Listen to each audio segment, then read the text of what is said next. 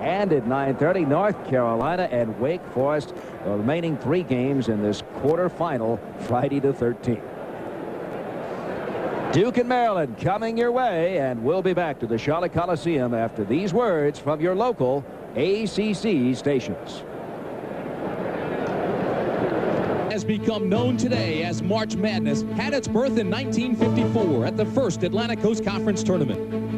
The coaches were teachers, among the most innovative minds in college basketball. The games were a reflection of the players that starred in them. From the days when the spoils included the only conference invitation to the national tournament to the high-flying, fast-moving game of today.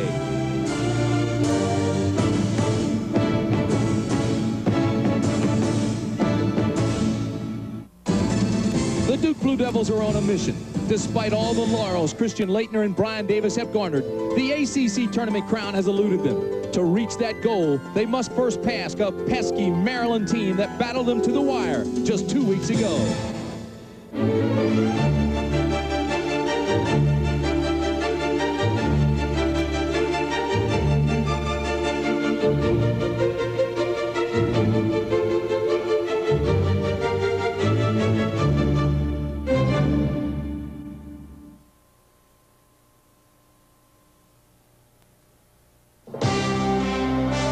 Raycom and Jefferson Pilot Sports present the best in college basketball, the Atlantic Coast Conference.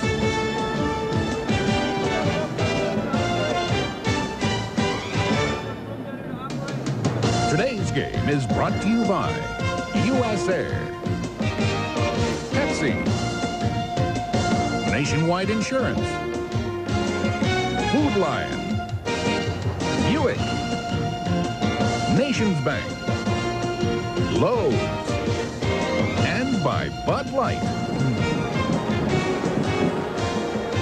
And you can add a new tradition to the tournament here on Friday the 13th. First ever tournament games played on Friday the 13th. And we're set for our second game of this Friday quarterfinal. It is Maryland, who got in by virtue of beating Clemson last night in front of about 16,000 folks here at the Charlotte Coliseum. They will take on the tough duty against Duke. They turned it around in about 17 hours of time. Well, we're getting set for the start of that one. And while we do, we invite you to watch this word from our friends at Bud Light. See them between our first 2 games on the ACC Sports Center. You know, Duke comes into this game. They've had to jumble up the lineup over the last 2 weeks, get used to a new chemistry. Bobby Hurley broke his foot. He's back. Grant Hill is back for today's game and should be used quite a bit. Well, I think because of our injuries that we've had and the fact that we haven't played all together the last couple weeks, we're kind of using this tournament as a chance to get our chemistry back. You know, we're not all the way there yet. I played in 1 game with the team, and we're still developing that chemistry that we once had. And you know, you can say that we're using the tournament, so to speak, to get our chemistry back. But at the same time, we're still trying to go out there and win. And we're gonna be motivated. We're gonna be pumped up. And I know there's gonna be a lot of Duke fans here, and we're gonna play 3 good basketball games. That's our goal. Pretty confident words coming from Grant Hill, a sophomore who figures into big plans today. Duke and Maryland. Tim Brand and Billy Packer will join us when we come back after this. Everybody coming back, taking their seats for game 2 of the quarterfinals today. It's Maryland against Duke. Maryland, of course, got into the tournament. Last night they beat Clemson, and today they go against top-ranked Duke. Tim Brand along with Billy Packer. Billy, you look at these teams, they've met twice this year. Duke blew Maryland out in College Park, and then, of course, we did the game down in Durham where Maryland had them on the ropes. They really did have them on the ropes in entirely different circumstances, though, in that last game. You've got 89-91, and that is the fact that this is a Maryland club. You know, it seems like they just were playing a few minutes ago. That was a late game that they came back and then have to come right back here to play a totally rested Duke team. Walt Williams, you know, 2 things about Walt in the games against Duke this year. You can see 38 points, 14 rebounds last night. But in that first game is the game that he had no assists and 11 turnovers, which moved him to the second guard spot, maybe turned the season around for him. All right, we're just about set. It's Maryland and Duke coming up. We'll return after this word from Pepsi. The Maryland Terrapins, Broadnax, Burns, Kerwin, McClinton, and Walt Williams. Of course, they don't change that. They don't go very deep. For Duke. The low starting lineups: Davis, Lang for Grant Hill, giving Hill a little bit of a rest here early on. Leitner, Hurley, and Thomas Hill. Well, Tim, Dr. Frank Bassett, who is the fellow who is looking after Grant Hill, advised Mike Krzyzewski earlier on in the week that he didn't think it would be in the best interest of Hill to play in this opening game. Mike Krzyzewski said he probably will play, but I would think that, the longer you can let him out, the better off he's going to be to have that leg fully healed and ready to roll. Mike Krzyzewski in his 12th year, Gary Williams in his 3rd. He's beaten every team in the ACC except Duke. Here's Williams. This is the layup, and Burns follows it. Maryland's on the board. Team making a run of 4 games and winning this thing. Would that be some story? But you talked about how difficult it is, a late game to an early game like they had to do, plus the fact they don't have any depth, which makes it doubly hard. I mean, Walt Williams last night was dragging it in that game. He had to go the full 40 minutes. Straight man-to-man by Maryland. They're the lob over the top to Leitner. And here's the man that has really picked up his game. For 3, Brian Davis. Correction, 2. He was on the line. We're tied at 2. Past 6 games, averaging 16.3 points, 5.5 rebounds a game, plus playing that great defense. Evers Burns, and it's 4-2 Terps. Really, I think a key is going to be for the other Maryland Terrapins to step up and take some of the heat off Walt Williams. Well, Burns has been one of the great overachievers this year, considering what his career was at Maryland. Oh, good save by Hurley. Entry pass to Leitner. Pretty good defense by Kerwin. Last touch by Christian Leitner. It's Maryland basketball. Kerwin doesn't put a lot of stats on the boards as far as rebounds or points are concerned, but he has really kind of solidified the front court for Maryland. Give him another body there. He makes no mistakes and basically just occupies the game. Here he is setting the screen out there. This Maryland team, are they playing positive or are they playing positive? Well, Clinton steps up, drills the short jumper. They're up by 4.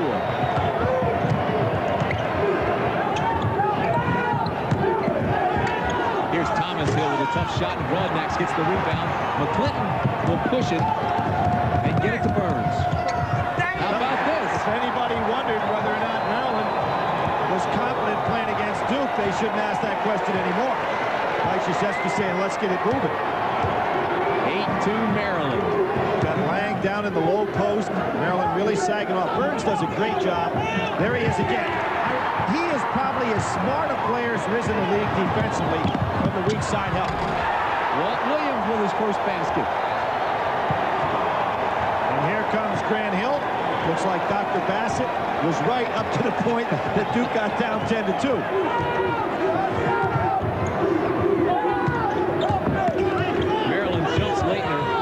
Fire for 3, yes.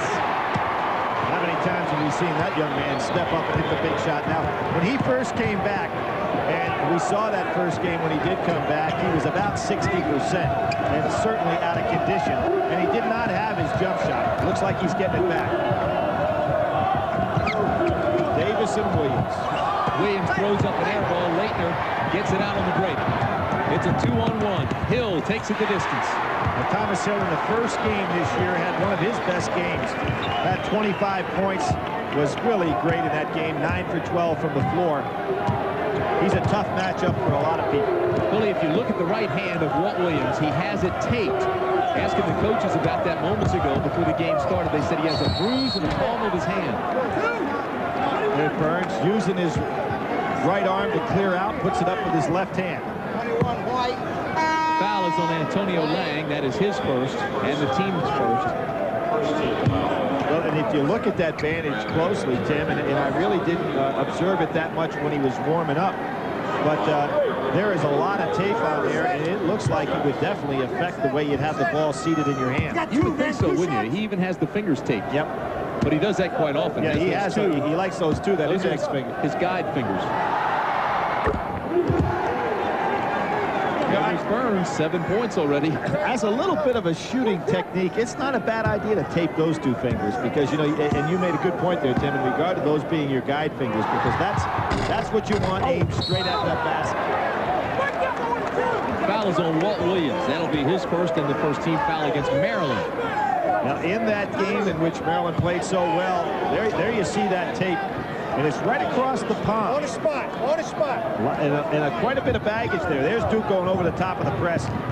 Something that a good pass, and Grant Hill not quite ready for it. You're right about going over the top. They set up the perfect 3-on-1.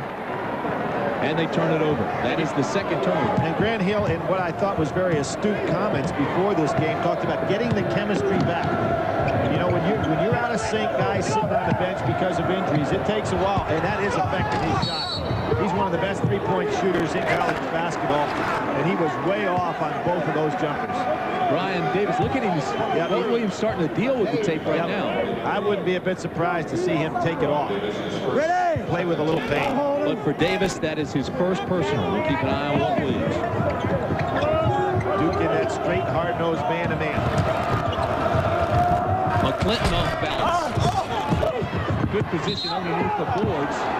And this foul will be called on Evers Burns. For Burns, that's number 1, the second team foul against Maryland. It is 11-7 Terps. Now this lineup with Parks and Laettner in the game, let's see what that does in regard to Kerwin and Burns, keeping them occupied, particularly down on the defensive end of the floor, because Duke can go to the boards with his size.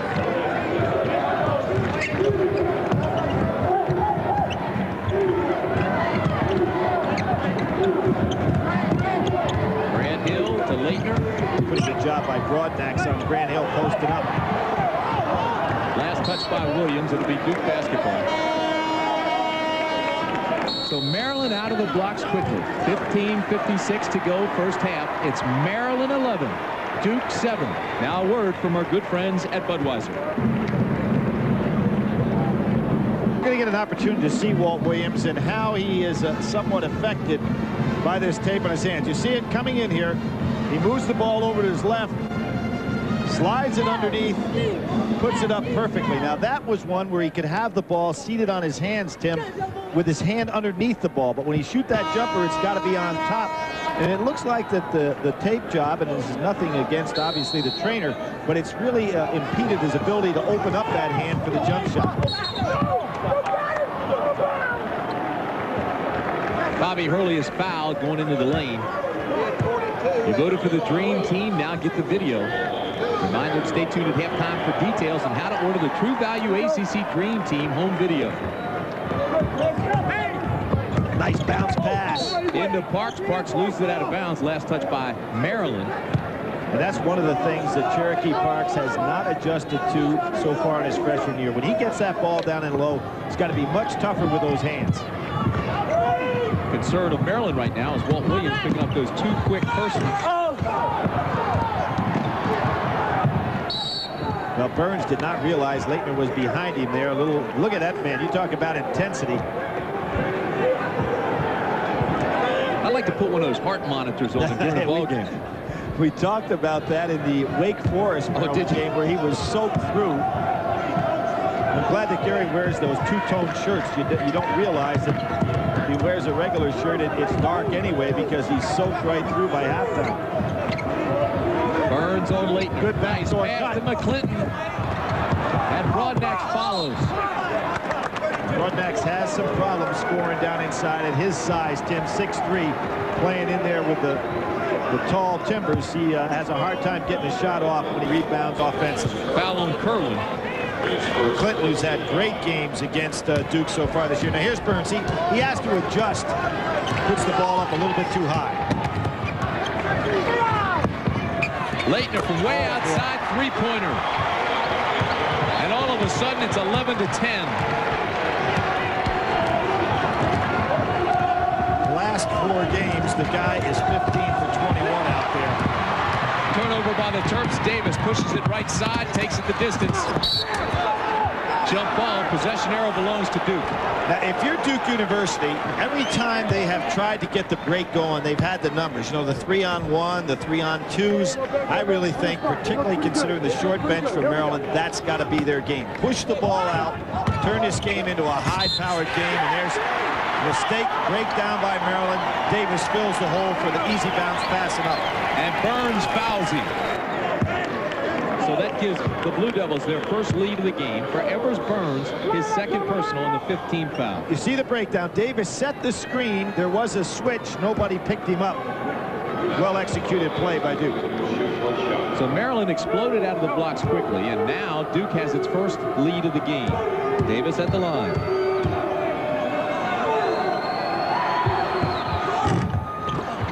Pinches it a little bit. Kerwin with the rebound.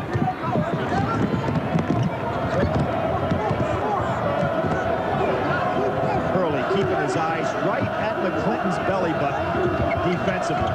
Laettner takes it right away from Kerwin, and Laettner will take it the distance. And that's something that 6'11" man does as well as anybody that I've seen in college basketball. You know, he puts the ball out on the floor. People say he's slow. You know, they don't realize he's 6'11". Now, McClinton, who's an excellent athlete, just couldn't stay with him. Duke has a 3-point lead. Here's Walt Williams. Another steal. That time, Laettner almost picked it off. Early went off to the races. The kind of game where Duke may get the fast break going early. Tempo here now starting to change. Parks stepping out here playing some defense. Burns works on him. And that was Burns' experience, realizing Parks was overplaying, had no distance between himself and the ball, and went right on by. Foul was on Parks. That's his first. Antonio Lang comes back into the ball game, along with Hill. So it's Hurley, Grant Hill, Thomas Hill, Antonio Lang, and Laettner on the floor for Duke. Walt Williams in the paint, has it blocked down, but he's fouled. You notice one of the things, Tim, and I noticed it again there, and you pointed out well before. There's Williams looking down at that tape again, almost to the point that he wants to rip it off. You see him going through there. He really can't control the ball with his right hand. Right hand, you got two now. Yeah. I mean, normally he has such great ball control on the drive, and you can see that ball, when he gets it in his right hand, he's 1 for 4 so far today. He's really being prevented here from his normal game with that tape. He's trying to peel it off. And you know what? Ordinarily, when they come to slap his hand after making a free throw, he puts both hands out. He only put his left hand out. So obviously it is bothering him.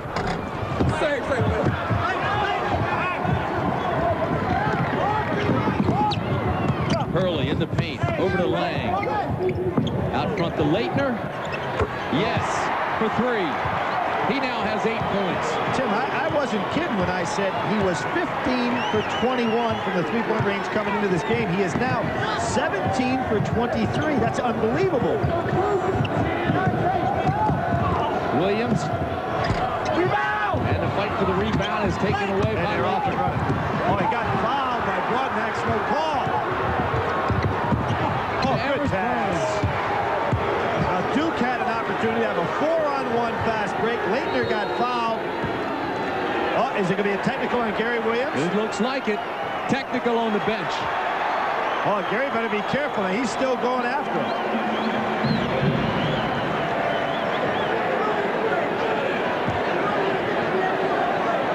Now, he better sit down. He doesn't need another one. Now, the official's doing a nice piece of officiating right here. He's telling him to calm down. He doesn't want any more out of him. Wow. Now, you can hear what he said. He said, every game you ref, I've only had 2 tees all year, and you gave me both of them.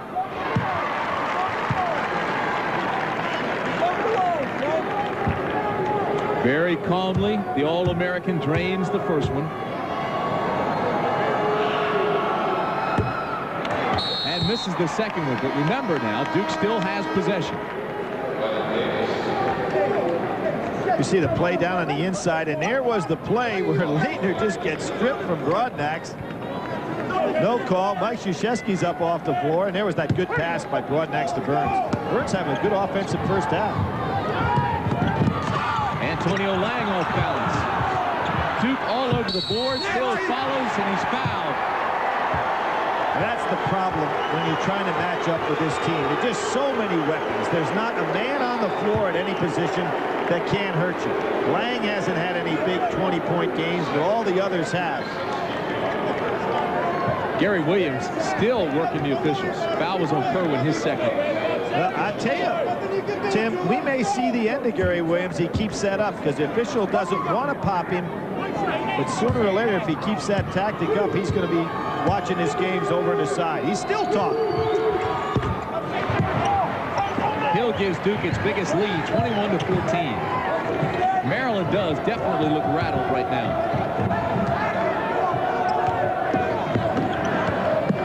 And now Duke just picking up intensity even more defensively. This club is in much better shape than any time I've seen them in the last couple of weeks. Looks like they're starting to get their legs back.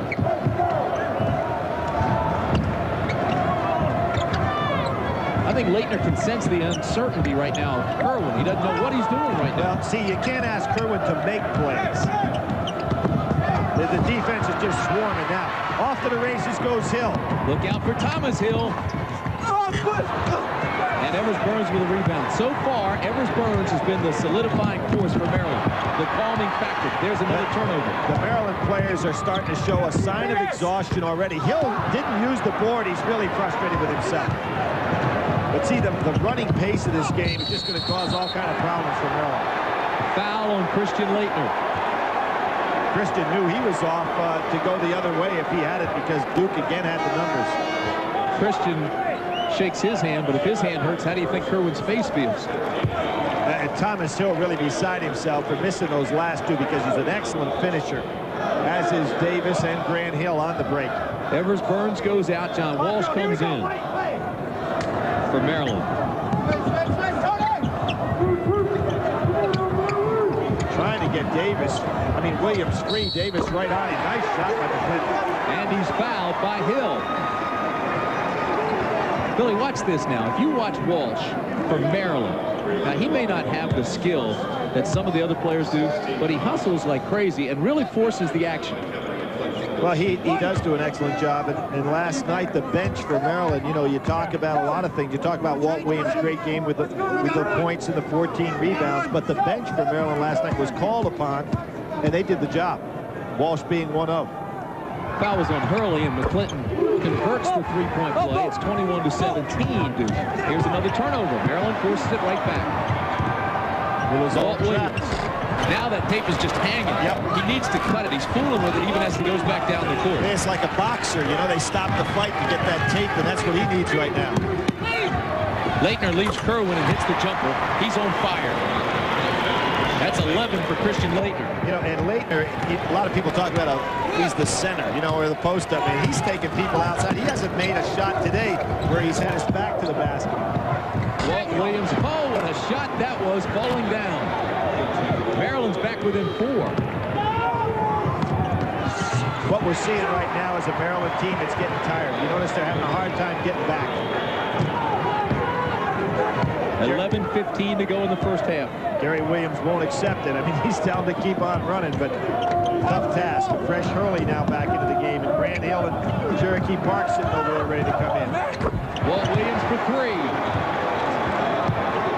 Davis upset. You know, he's trying to hold him down, and Williams is such a great offensive player without the ball. And I think that's been a key move for Maryland this year. And after that Duke game, they moved him back to like a second guard, a rover. He's playing so much better. Davis to Lang. Laettner with a tap. And Kerwin pulls the rebound. Laettner going to challenge it. All alone is Walsh at the other end. Well, there was a case, just a mental breakdown by Duke, because Laettner was guarding Kerwin. That Walsh is probably his man. Maryland right back to within a point.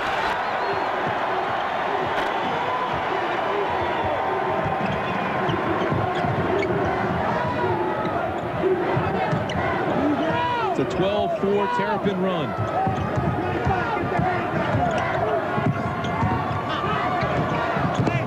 I'll tell you, McClinton and Broadnax really stay with Hurley. Thomas Hill in and out, and there's Walsh. Oh, what a rebound. And McClinton trying to push the ball up the court. One thing we ought to say about the Maryland kids, they average playing about 35 minutes a game with the starters. So it's not like they're used to sitting down much. And I'll tell you something else, Billy. Regardless of what happens, here's Walt Williams' shot is long. They play beyond their capabilities.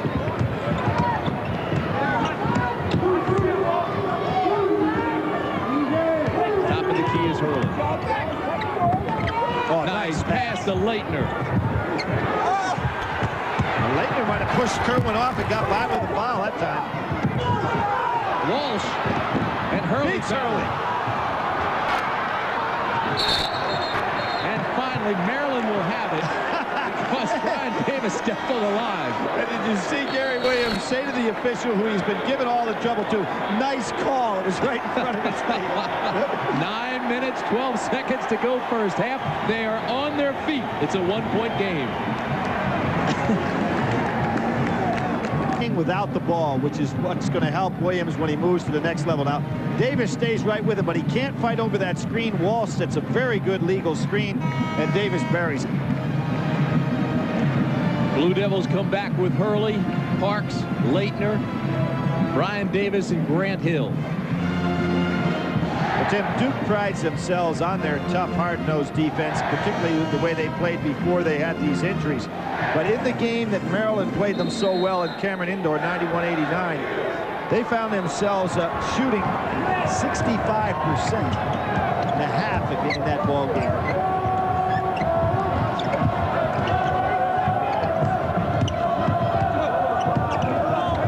This is Walsh. Walsh goes right to the left hand. Burns with the follow. And Maryland leads by 1. What a year he's having. Over 15 points, over 7 rebounds a game. Leitner gets fouled. Walsh doesn't get there.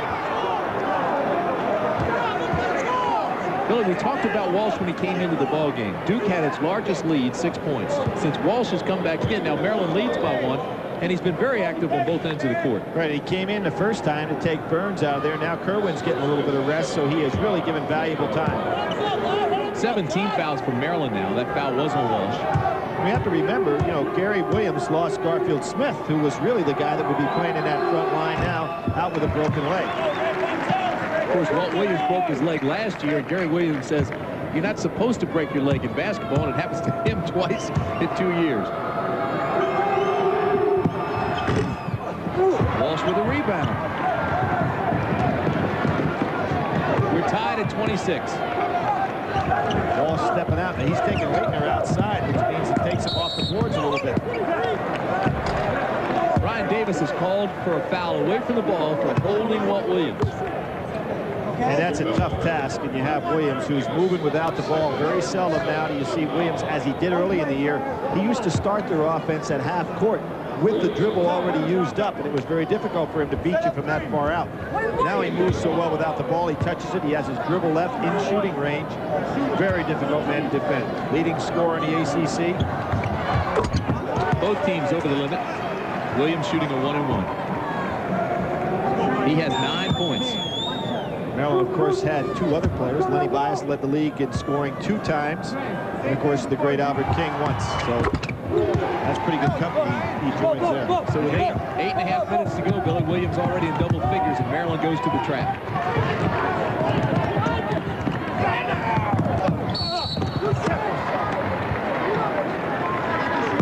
It's foul called on McClinton. Kind of interesting, you see, without much of a bench, that Gary Williams would go to the trap, which in effect forces tempo of the game to be faster. At the 10-minute mark, it looked like it was the kind of game that was going to be played up in the 90s. Both teams hovering right around 25 points. Slowed down a little bit here in the last minute and a half, but this is not going to be a slow-down type game. Grant Hill just back from that sprained ankle. I think the most unusual stat on the year is that Grant Hill, regardless of the position he's played, has not made a three-pointer. You know why? He has not tried one this entire year. That is interesting. Yeah. A guy who has the range from out there shows how patient he is looking for the good shot. Thomas Hill comes back in, and Brian Davis gets a rest. So now Grant Hill goes over and locks on with Walt Williams. Maryland leads by 1. Here's Williams, breaks free anyway. Can't get it to go down. Ball's kept alive. Bobby Hurley feeds the middle to Grant Hill. Leitner with the follow, and Walsh pulls the rebound. And hits it out to Burns. He's not sure what he wants to do with it at this point. He has to take it back by Leitner, and it's all Hurley to Hill. Now, I really feel that if Gary Williams is going to allow this game to get in the running game, you know it has to favor Duke. But he just, you know, they play with such intensity. Burns spent about 15 feet there trying to figure out what he was going to do with the ball. You know, that was the first Duke basket in about 4 minutes. Oh, there's another steal, that time by Leighton. It's Hill, and Broadnax fouls him. That's his first. You know, Grant Hill not showing any signs that Lake's giving him any trouble. I mean, he looks like obviously out of condition, not having played for 10 days or so. But as far as the strength looks like it's there. Well, Mike Krzyzewski knows, Billy, too, what that long-range goal is. He worked him hard yesterday in practice. He wants him in shape for the NCAAs. Oh, yeah. And again, a whole different philosophy, as explained by Grant Hill earlier in his conversation on the air. Duke talking about using this tournament as kind of a get-ready for the NCAA tournament. A lot different than the old days when if you didn't win, you went home. Grant Hill at the line. Now, John Walsh goes and sits down. And Schultz comes in from Maryland, and Schultz came in and hit 6 free throws down the stretch last night. 6 free throws, solid defensive job, really quality minutes. Duke now just 4 for 9 at the free throw line.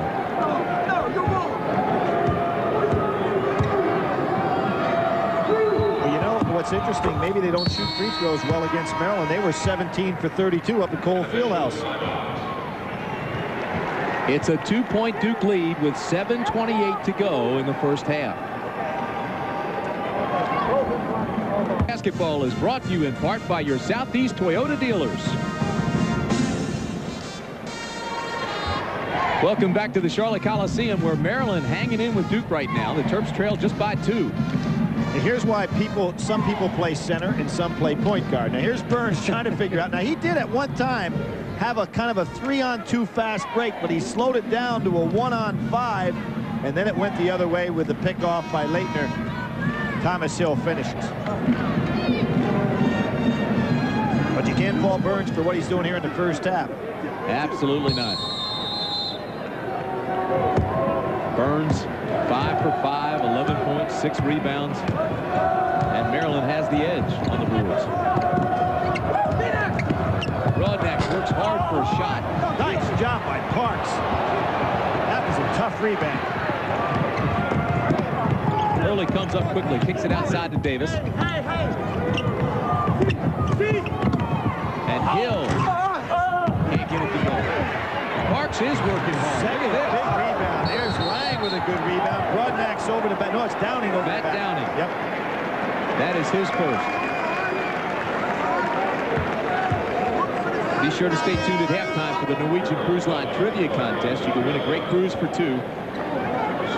Kind of interesting. Williams sits down, take a little rest against Clemson. He didn't have that opportunity to sit down. That's the first time he's been out. He played all 40 minutes. That wasn't much of a breather. Well, with the intensity and the quickness that Clemson plays with, it just kind of wore him down near the end of that game. He just was awful. They took a lot of shots last night for him. 5 for 11 now. Antonio Lang misses the free throw. Chris Williams with 9 30-point games this year. 7 of them in a row. Lang makes the second one. It is a 3-point lead now for the Blue Devils. Under 7 minutes to play, first half.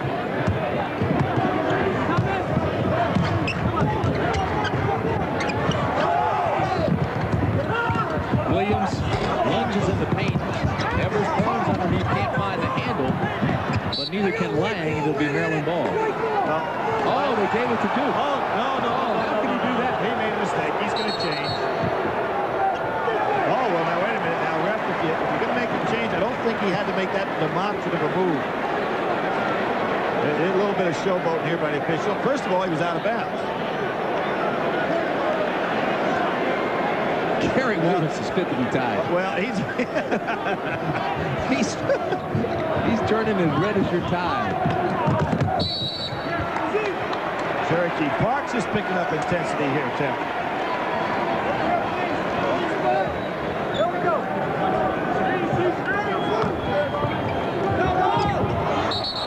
There's Hurley going down. Let's see if the foul's going to be called on Clinton. Trying to step out. Hurley drew the charge on him away from the ball. Good play by Bobby Hurley. Smart play by Bobby Excellent. Hurley. Excellent. Second on McClinton. When we say smart play by Bobby Hurley, I was looking up something the other day. Since he has taken over as their leader, Duke is 82-17. Wow. So he's made a lot of smart plays. Cherokee Park comes out of the ball game, and the Duke fans give him a standing O. And they should, because that's as tough as I've seen him play in a long time, since really he opened up the season. You know, he had that ankle injury, and it really set him back.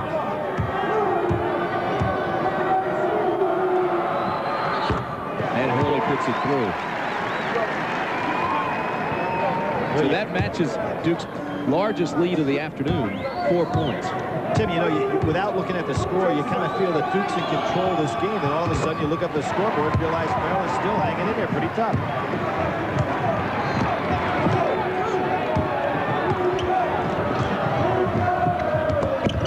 Inside to go to Williams.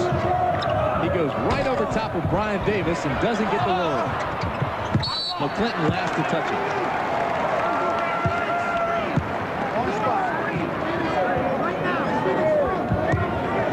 Seem to stay up on that rim forever. Well, it just shows the soft touch that Williams has. Anybody that's a great scorer can put it up there and keep it soft. Good step out by Burns trying to help out. Hurley off balance, and Schultz loses it out of bounds. Now, this is where Maryland has to be careful. 6 minutes, 12 seconds remain in the half. They don't want to fall too far behind. The announcers for this game, selected and compensated by Raycom and Jefferson Pilot Sports. Any use of this broadcast without their express permission is prohibited. Wow, Laettner that's a for long three. one. This is getting to be ridiculous. And Laettner has 15, Billy. 15. That's his third three of the day. He is on some roll from the outside. And Duke leads by 8 with 6:03 to go first half. Now a word from our good friends at Bud Light. Outstanding shooting performance by Christian Laettner. Watch him step out and square up to the basket. See how he turns his feet to square up to the basket, and then the excellent follow through. That is now, in the last 5 games, 18 of 24 from three-point range. Billy, do you notice how Maryland goes through streaks where they'll pull it close and fall back, pull it close? Duke now on a 10-0 run over the last 2 minutes, and something Gary Williams does with Walt Williams is he'll just hide him and let him stand there and not get involved in the offense to rest him. He did that last night. He did that just in this last stretch. It's been 5 minutes now since Walt Williams has scored. It looks like he's changed that strategy just for a second. Was going to have Walt bringing the ball up. Gets the lob, and there's Laettner. Excellent play by Laettner. And how about that hit ahead? Duke at the other end. Laettner saw what Williams was going to do, which was to take Bobby Hurley to the basket. Laettner left his man and went over to help out on Williams. The lead is double digits. Broadnax inside is fouled. Broadnax doing a good job posting up down low. Even though Lang was guarding him, who's got about 4 or 5 inches on him. That is 3 on Lang. Just took good move inside by Broadnax. Used that wide body. You talk about a guy who has had quite a career when you consider he just kind of walked on, showed up at Maryland. Averaged 8 points last year, 9 points this year. Excellent defensive player. He's played every position. And you can see Mike Krzyzewski rewarding Cherokee Parks, putting him right back in the game when he saw he really came to play today.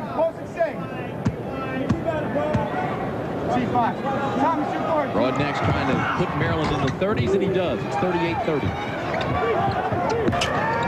Again, right over the top of the press. Boy, I like that play. Broadnax ahead to Williams. Goes by Hurley to Evers Burns.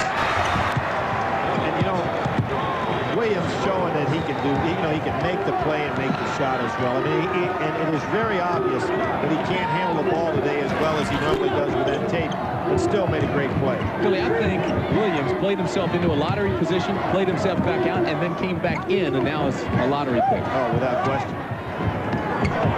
Laettner for 3. This one's short, and they take it away from Williams. So Bobby Hurley will fire for 3 and nail it. You know, that's the other thing that Mike Krzyzewski talked about with Hurley out and Hill having to go play that guard position, now that they have them both back, you know, Hurley's a great three-point shooter, particularly if he doesn't have to have the ball in his hands all the time. Walt Williams off balance, can't get it to go. Evers Burns fights for it, ball's on the floor, and this possession arrow belongs to the Terrapins. Good tough play by Burns going down on the floor. Nice sportsmanship between Burns and Hill. Both kind of grabbing hands, realizing the hard-nosed play there. Evers Burns playing a whale of a game. He's got 13 points already here in the first half. 6 for 6 from the field. And 7 rebounds. And, well, look at his close, Tim. Soaked absolutely through. He's just a hard-working player. I'd say he has been, as I said before, one of the overachievers in this league and deserves a lot of credit. Kind of guy you'd say could have fallen through the cracks in the ACC, and he's become a very productive player. Little spin move, and he's fouled. This foul, I believe, is on Cherokee Parks. You can actually take your pick. But a good spin move by Burns on the inside. So for Parks, that's his second. And Evers Burns goes to the line. He is just a 63% free throw shooter, though. Ready? 2 shots. He was recruited heavily by Penn State and Miami for football. You can tell by his body he is big and strong. You know, when I think of this Duke team and that man right there who has been 5 out of the last 6 Final Fours, and you have to think back, when did they win it last? And it was 1988 with Danny Ferry. It was the year they went to the Final Four and lost to Kansas. Good steal or good anticipation by McClinton. Just misses the ball. Back to Grant Hill, to Parks with the follow. Well, Duke has not finished as well on the break today as they normally do. But Parks again showing that he wants to play here today. He's gaining some valuable minutes. Duke by 10. Burns will go by him with the dribble. Parks gets that close. There he is. Look at Burns goes through his legs. And get it to roll, and he's fouled. How about Evers Burns? Very smart play by Burns. He recognized before that when Parks comes out to him, he gets so close that all he needs is one little move and he can get by him. See, he realizes that, and there it is. Parks is too close to him. And here's Burns with that reverse dribble again. Left-handed, puts it up there nicely. We got one, fellas. One shot.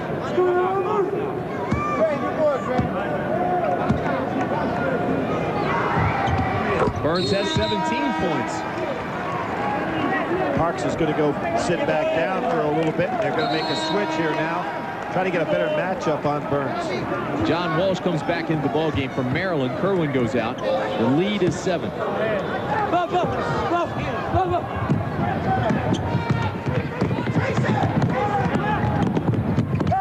Bobby Hurley is short with his shot, but the follow inside. It's going to be Leitner over the back of Downing.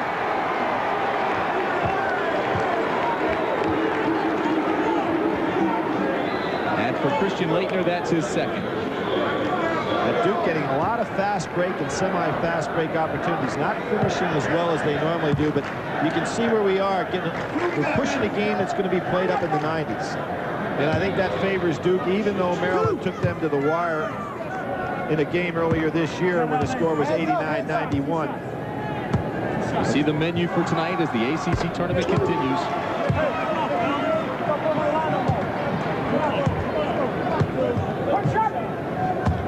Think all the way back to 1960 when Vic Bubas in his first year took a team that tied for 4th place in the ACC to a championship.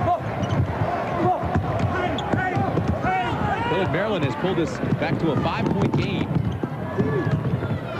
Good transition defense there by Maryland, getting back down, not allowing Duke to set up with a solid screen.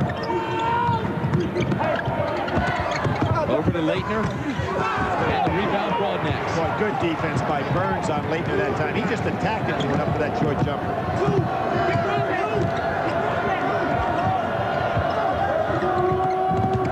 Burns down low, little jumper. What a half. What a half. He has 19 points. And the lead is just 3.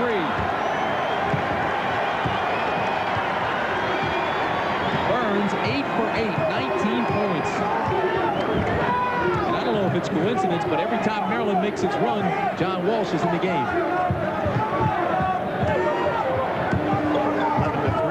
Duke had a run very similar to that to get the big lead. Bobby Hurley bobbled it, takes it into the paint, and runs off balance with the one-hander.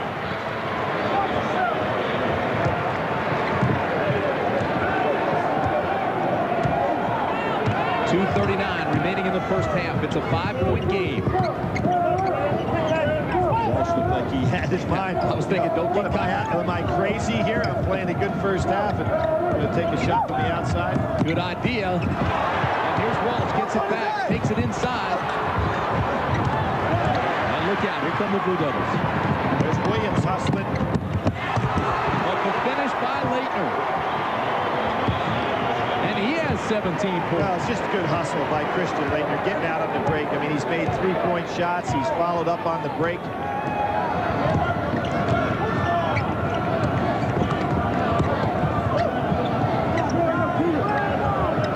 Inside to go to Walt Williams. Walt scores. Laettner not wanting to pick up the foul. Laettner kind of walking down the floor right now, a little tired. Both teams look winded. Been a pretty good pace. Yep. Looks like Duke's going to hold it back out. They go to their 1-4 set. Something that they did so effectively before they had those injuries. Turnaround shot. Walsh with another rebound. Thomas Hill not having a big game and getting his kind of shots. That's 5 rebounds for John Walsh now. This is a three-pointer by Williams. It's short. There's Walsh. He got a push-off. Got away with it that time on Thomas Hill. Walsh giving him some solid minutes. He really is. Broadnex with a nice crossover into the lane and gets the roll. But just when you think Duke is going to put them away, Maryland comes right back into the game. 47-44. Hurley. Oh, what a follow inside. Grant Hill. There's a point guard for you.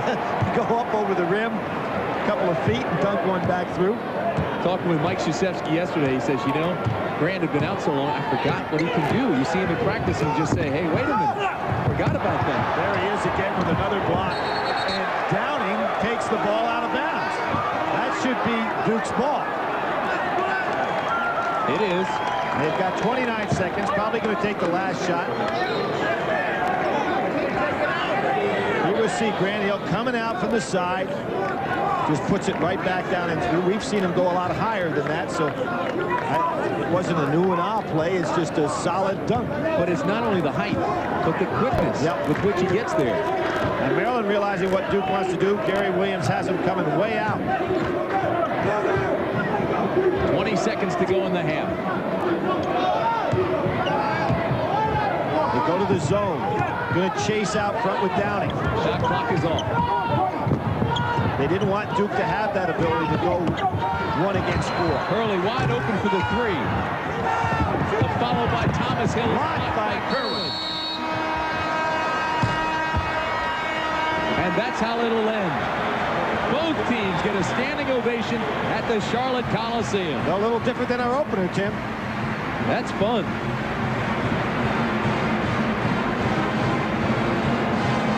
So we're at halftime with our score, Duke 49, Maryland 44. We'll be back with our halftime activities and Paul Cameron after this.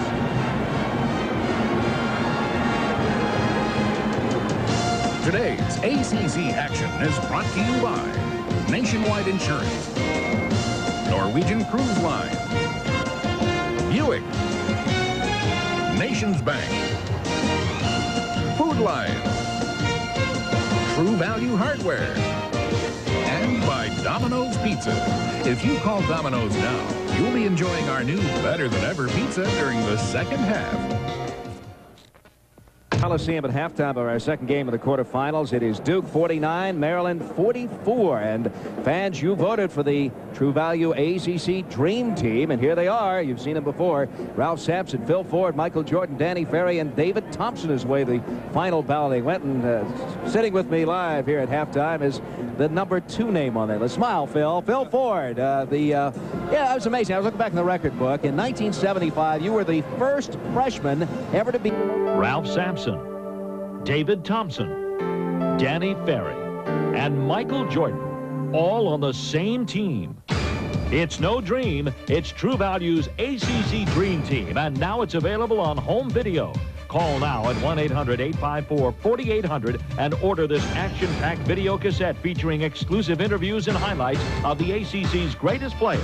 Order now, just $19.95, and as an added bonus, we'll send you absolutely free the 1992 ACC Tournament souvenir poster, a $5 value. Don't miss this exclusive offer. Call now at 1-800-854-4800 and make your dream come true.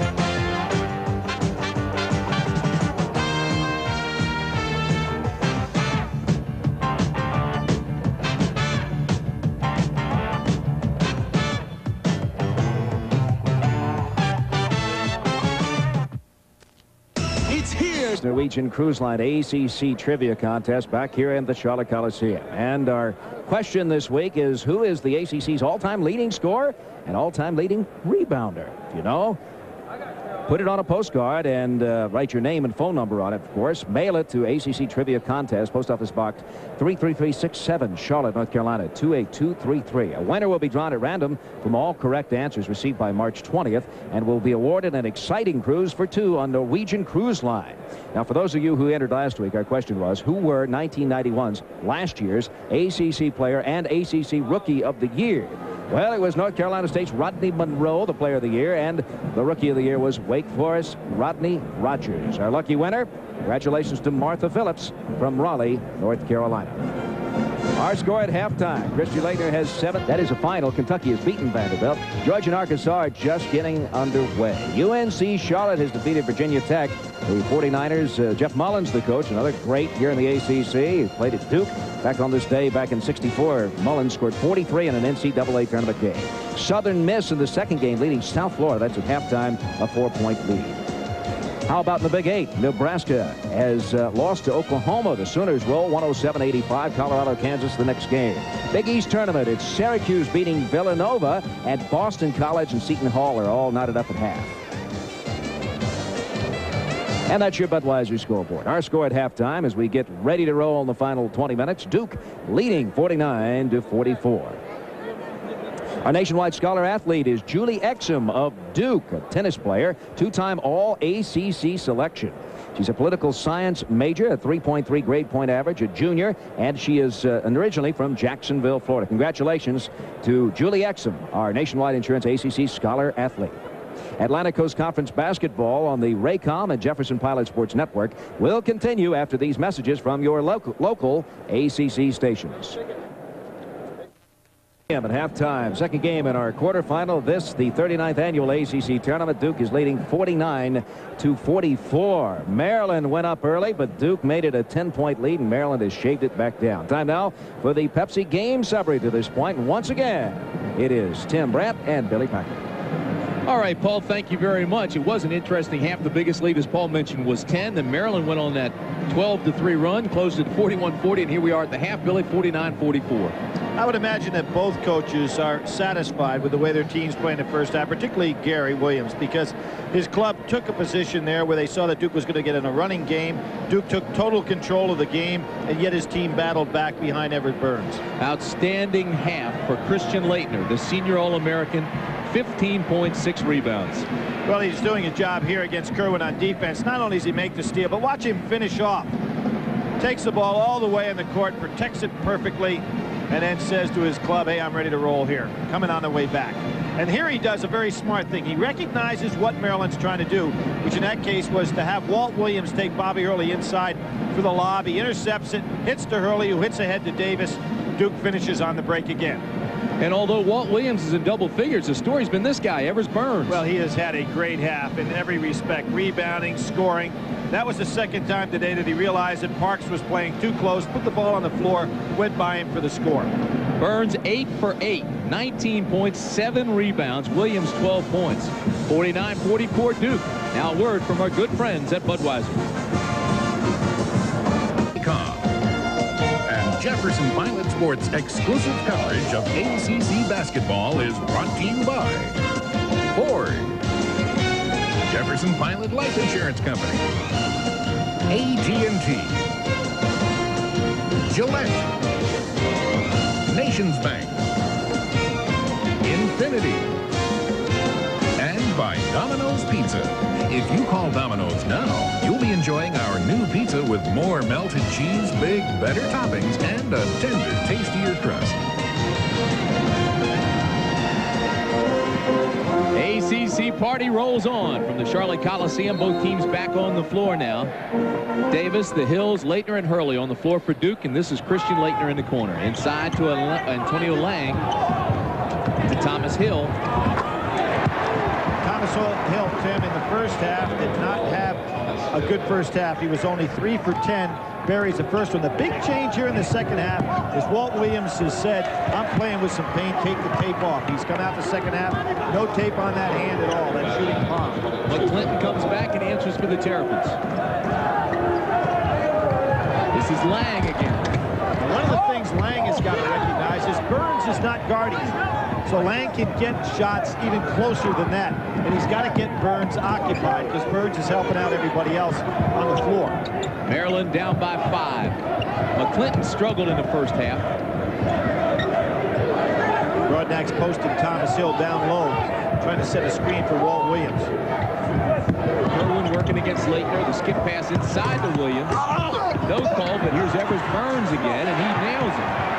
8 for 8, 19 points. He's now 9 for 9, 21 points, 7 rebounds. What a game he's playing. His career high is 22, Billy. And there's the steal by Burns. And a pickup. And he loses it out of bounds, but it's still the Terrapins ball. Last touch by Thomas Hill. Stay tuned for the Nations Bank Players of the Game Award. Nations Bank will contribute $1,000 to the Atlantic Coast Conference to be distributed among the member institutions under a conference-approved plan. That's the Nations Bank Players of the Game to be awarded near the end of our broadcast. That's about the only thing Burns has not done well. When he gets the ball as the point guard on the break, which what can we expect of him, he hasn't been able to convert. And McClinton comes down on the baseline and scores. Clinton coming off 2 big games against Duke this year. 25 in the one in Durham. At 19 with 7 assists up at Cole Fieldhouse. And Billy, it's a 1-point game again.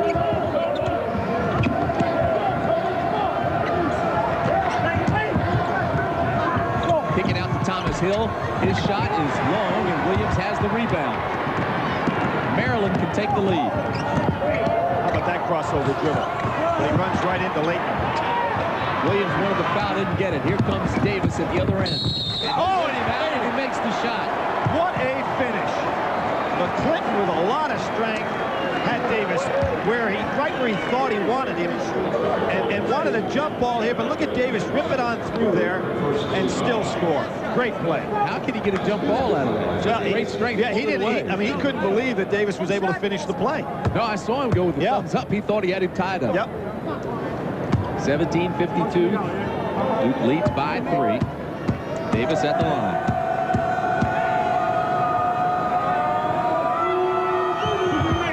You know, we've talked about the great defensive tradition at Duke in regard to individual players. Tommy Amaker and Billy King winning Defensive Players of the Year in their respective years. A lot of people think Davis has got to be a major factor in that award this year. McClinton picks up another quick foul. Take a look at the U.S. Air halftime statistics, Billy. Field goal shooting percentage, Maryland with a slight lead there. As I mentioned, they shot 65% against Duke the last time. I think the key thing is free throw shooting. Look at Maryland shooting the same number as Duke and hitting a better percentage.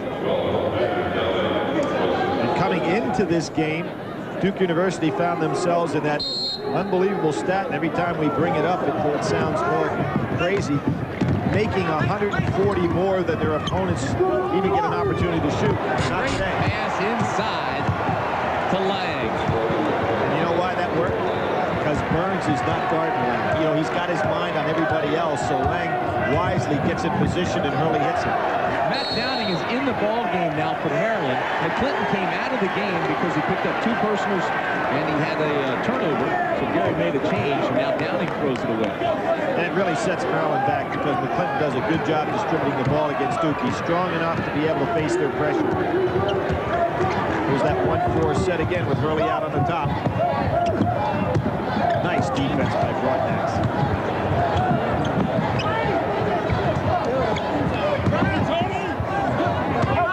Here's Leighton with a great first step. Foul by Burns. I thought for a second nobody was going to call it. That's 3 on Evers Burns. Foul starting to pick up. Here is Hurley looking one way, and you can see Burns has got his mind thinking the ball was going to be rotated, so he was getting himself in position to help out. And of course, Lang wisely filled the open hole for the easy score. Maryland had a good run going, pulled within 1, had a chance to take the lead, but now Duke has just taken over and pushed that lead back to 57-50. Here's the fellow that set the stage in the first half with that incredible outside shooting for Duke University. It's not the first time he's done it this year. You know, I think back at the game down at LSU when it was battling back and forth, the game at UCLA, he just stepped out and created a dimension that most teams just don't handle. Williams now trying to force the action and gets it. That's some shot he's got there. He just leans in, uses that height advantage he has over most defenders and put it right over the top. There's that first step by Leitner again, and if that's on Burns, that's his fourth. Well, Burns is again trying to help out, and he's not raising his hand. He's trying to become the invisible man right here. And it worked. They called it on Downing. Now Downing will go out, and Bristol will come in. Gary Williams likes this little guy, Bristol. He's just got a lot of guts. He'll take it down the middle and everything else with the big guys. Well, you know, Gary has gone to the bench, and of course realizing his team played a lot of tough minutes last night. Not much of a rest for them to come back this quickly, so he's gone to his bench early today and often.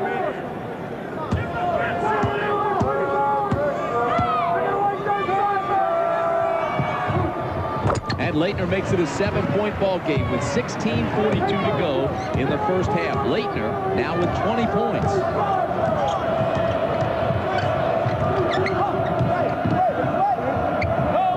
Here's Evers Burns. You notice they double him, and he gets it to Kerwin.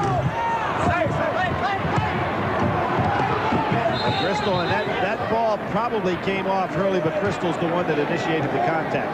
Hurley did a smart thing that time down the floor, realizing Bristol just came into the ball game, probably not going to put up a shot, so Hurley left him, much as Burns has been doing on the other end of the floor for Maryland. Hurley figuring that he could help out some teammate with a double team, and it worked. Bill, you were talking about the ebb and flow of this game, how Maryland just keeps hanging, but right now you feel like Duke's in control. Here's Lang again. And that's what's so tough on Hurley. Dribble penetration and then the hit. Burns tried to help out, and he wisely didn't come down with a chop foul on Lang. 9-point lead. There's Kerwin keeping it alive for a teammate. And Evers Burns is fouled by Lang. Kerwin with that angular body just keeps a lot of balls alive. Not strong enough to pull them down, but he just keeps it alive. That was Evers Burns' first miss of the ball game. The lead is 9.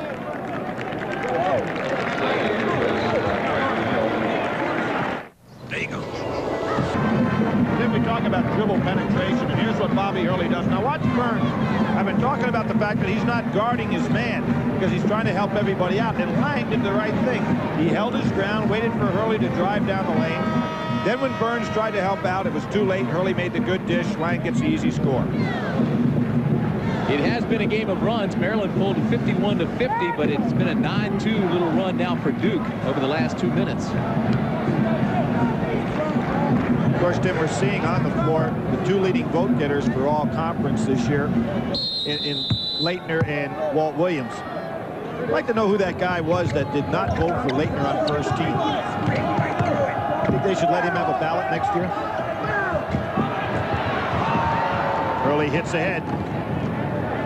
Davis wisely pulls up and gets it back to Hurley, and now Hurley, look at this pass. Oh, beautiful dribble penalty. Good block by Kerwin. And Leitner with the follow.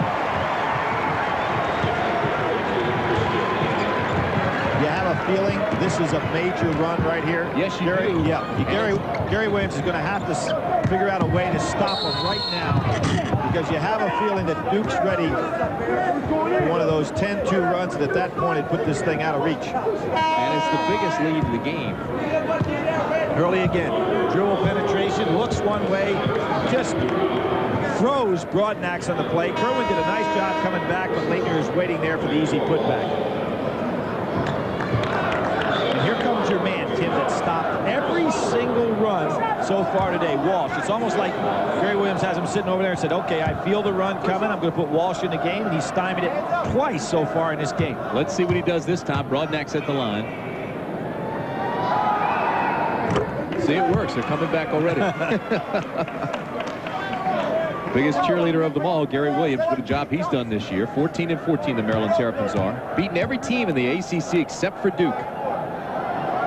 Well, I thought that was really a strange stat where we talked about in the matchups today of the 4 games, one team has won both games in every one of those contests. So Duke has taken Maryland twice, as the case with Georgia Tech, now taking Virginia all 3 times. Williams with the rebound. Grant Hill, a solid defender, has got the size to play Walt Williams. Terrapins get the rebound, the whistle, and the foul. And McClinton now will go to the line for Maryland. Boy, it seemed that Leitner and Thomas Hill were right up there for the block. Cherokee Parks coming back in now. Hill picks up his 3rd. Cherokee Parks is in some trouble, as well as his Lang. Lang has 3. But Mike Krzyzewski can rotate those fellas, and you know, with 3, they're really not in serious foul, because even if they were to foul out, there's a very able backup. Not the same deal for Gary Williams on the other end. Not even close. No. So you talk about we're in real foul trouble, so we take out one and bring in high school All-American Parks, or take out one and bring in high school All-American Lang. Great story in the Washington Post, Billy, this past week about Kevin McClinton and his dad, of course, Harold McClinton, who played for the Redskins, and the tragedy that they went through, and how Kevin was 9 at the time and actually kept to himself, and it took a long time for him to accept it, but he said, boy, would he love to have his dad see him play now. Yep. Look at him. Here's the steal. He played that like a defensive halfback back there against a long pass and picked it off. That was a linebacker, right? Tank.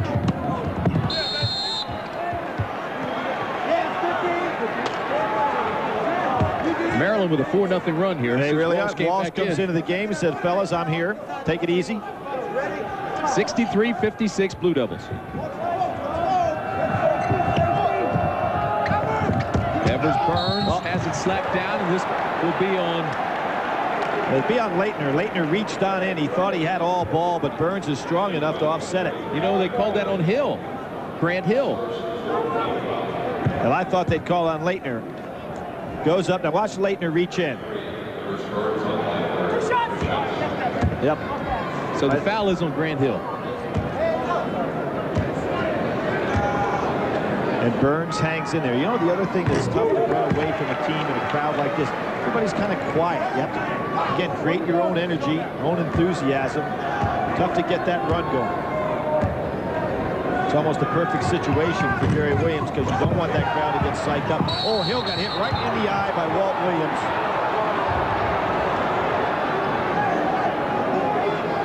You know, I don't know if I would have called that a foul. I mean, it was, he obviously hit him in the face. I mean, it was inadvertent and had nothing to do with the ball. Watch this. See Mike Krzyzewski coming out on the floor. He goes up. Yep, he just got him. He got him right now. It has to be a foul. Sure, yep. It is. 63-57 is our score. We have 14:38 to go in the ball game. Maryland has hung tough here, but Duke just trying to work out the cobwebs, gain some momentum as they head toward the finals, and Maryland trying to prevent it from getting there. Grant Hill trying, of course, to focus back in. He'll have to come out of the game right now, obviously. Mike Krzyzewski, while he's sitting there, is talking to the officials saying, you know, if this problem continues, you're going to get somebody hurt. You better start making some calls.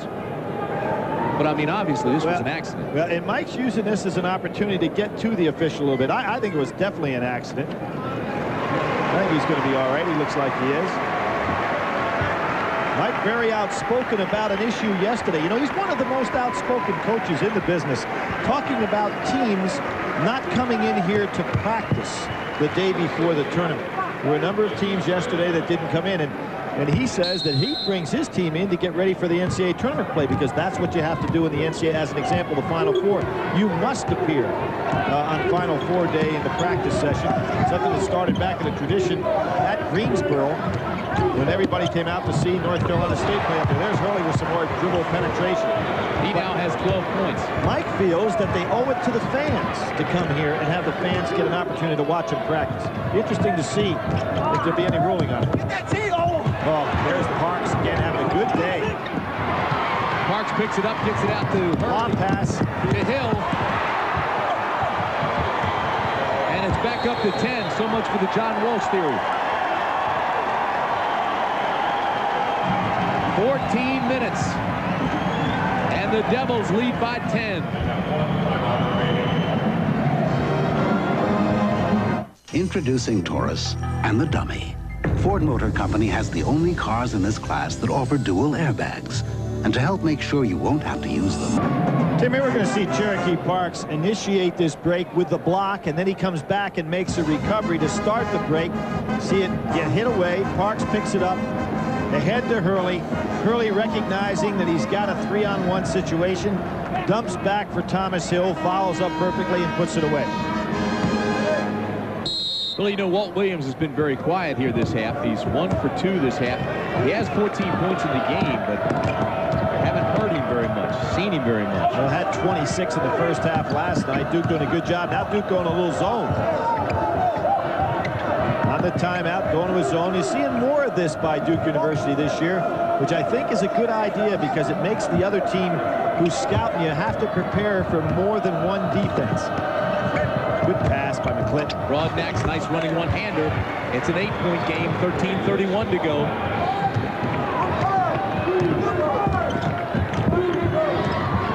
Duke is just so strong. They keep coming in waves.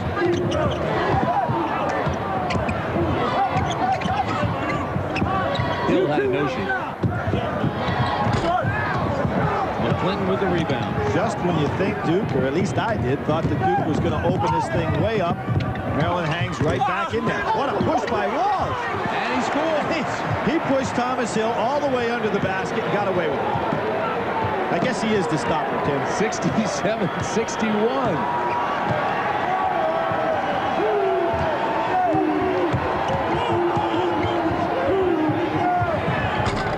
Leitner's shot is short, but Davis comes all the way over from the corner to pull it down.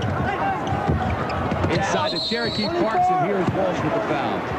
You know, one of the things that I ought to point out, too, in regard to the one-and-done situation that you get ready for in the NCAA tournament, you know, one loss, you go on home. I used to think that in the old days, when you only one-and-done put you out of the ACC tournament and you're going nowhere, this is where the pressure time used to come, not on a club like Maryland. But all of a sudden, Duke looks up the clock and said, you know what, we can't shake these guys. 12 minutes to go. My gosh, what had happened if we lose this game? We go nowhere. We've been #1 in the nation all year long, and we're going to lose this. You know, and all of a sudden, the psychology starts to work on the guy that's favored to the point that they tighten up something fierce. And we don't see that anymore in the ACC tournament. And that's one of the things I kind of miss a little bit. To watch a team push off that pressure that comes on them when they're the favorite, not the underdog. It was special, wasn't it? Electrifying walking into those games. You could see good teams tighten up. Walsh to Williams. Walsh again. What a job. The last time down the court, even though he pushed off, got the rebound and scored, this time he makes the good play. You hadn't heard from Williams until then. Push off by Leighton. No question. No question. Walsh was engineering that call. 68-63. Maryland trying to draw closer for Leitner. That's 3. There you'll see the little push off on the way. As slight as it still was something movement that gave him an advantage. So Lang has 4, Hill has 3, and Leitner has 3. Look at this Broadnack's keeping things alive inside. Hurley with a tough shot. Evers Burns pulls the rebound. Give it up, Evers. That's a good idea. Back to Evers Burns. Oh, he got fouled. You can hear it from here. And Williams with a tap. How about this? Maryland taking the ball to Duke on the break. 68-65, and the crowd is alive.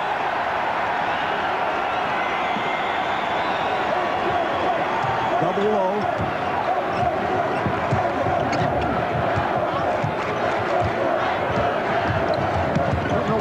Was asking for there.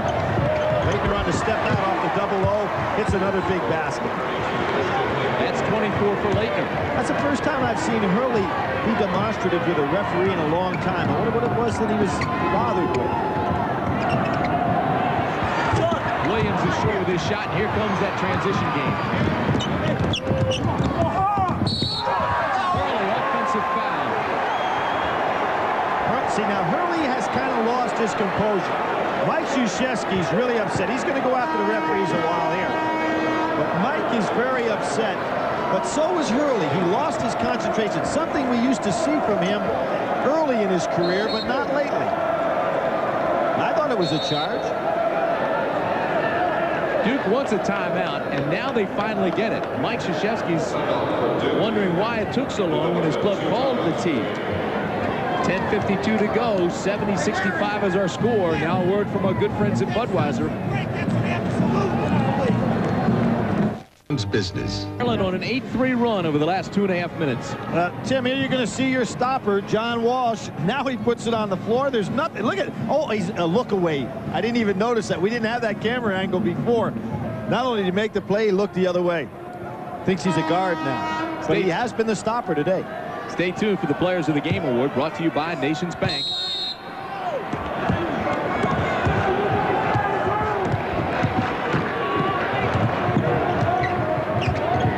Oh, I should have known, Tim. That was his 8th assist on the year. Evers Burns with the drive, and they call the offensive foul on Evers Burns. Well, that might have been a makeup for down at the other end. And Mike Krzyzewski, during that last timeout, spent a good portion, about 2/3 of the time, working the officials, saying that last call on the charge should have been a no call. That is 4 fouls on Evers Burns. How about Georgia, Arkansas? Georgia's had some big wins. They saw them beat LSU this year, and they beat Arkansas at home. BC and Seton Hall tied at 49.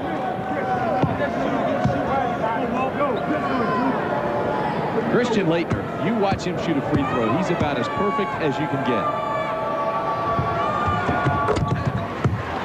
That one was off a little bit. It almost hit the front of the rim some. He's hit 141 of 172 free throws this year. Pretty fair day. 25 points, 10 rebounds. Hits the big shots, too, in this game. Every time Maryland makes a comeback, it seems like he's the guy that's got the ball in the hands to score. That pushes the Duke lead back to 7.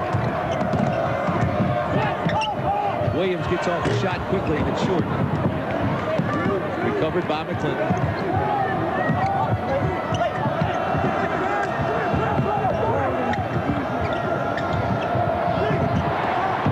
Broadnax has his block. Kerwin follows. Air ball. Kerwin got caught in the middle, didn't know whether to pass or shoot. Yeah, Grant Hill made a great block on his first attempt, and then he got caught in the air looking to make a pass, but had to put it up and came short. Maryland doing a good job blasting in on the boards, and they've sent 4 men to the boards a lot today, and yet get back on defense nicely.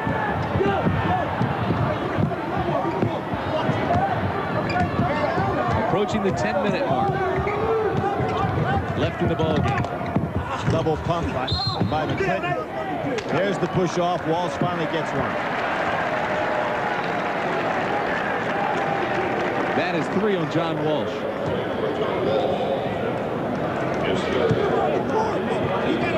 You know, one of the things that's impressed me also, Tim, in regard to Maryland's play today, and you have to remember their legs ought to start going a little bit. I mean, they played last night up to, what, 9:15, would you say it was? When that it was a little after 9. That's exactly right. A little after 9. So, you know, by the time you come off the emotion of having won the game, you get your dinner, you know, you're in bed and you're starting to cool down about 1 o'clock. You got to get up early this morning. Can't stay in bed very late. And now they're right back out here on the floor having to play again at 2:30.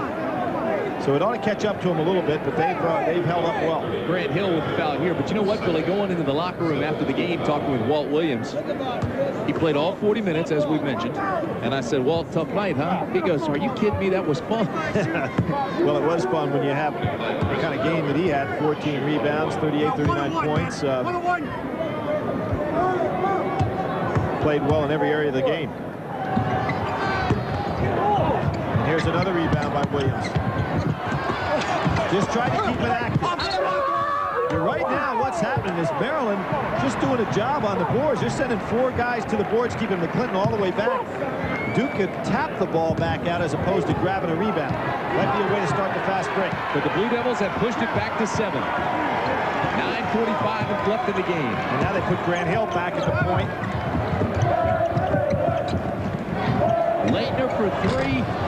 Can't get it to go. But a big followed by Davis. And now Williams goes down hard. Davis. Mike Krzyzewski saying that was a good play. Davis put it back up. But, of course, when you had Leitner stepping out, there was nobody back in there to rebound from that side of the floor. Put Brian Davis on the endangered list. He picks up his 3rd.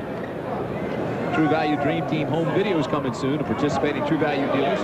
You can order right now. 1-800-854-4800 is your number. That's 1-800-854-4800.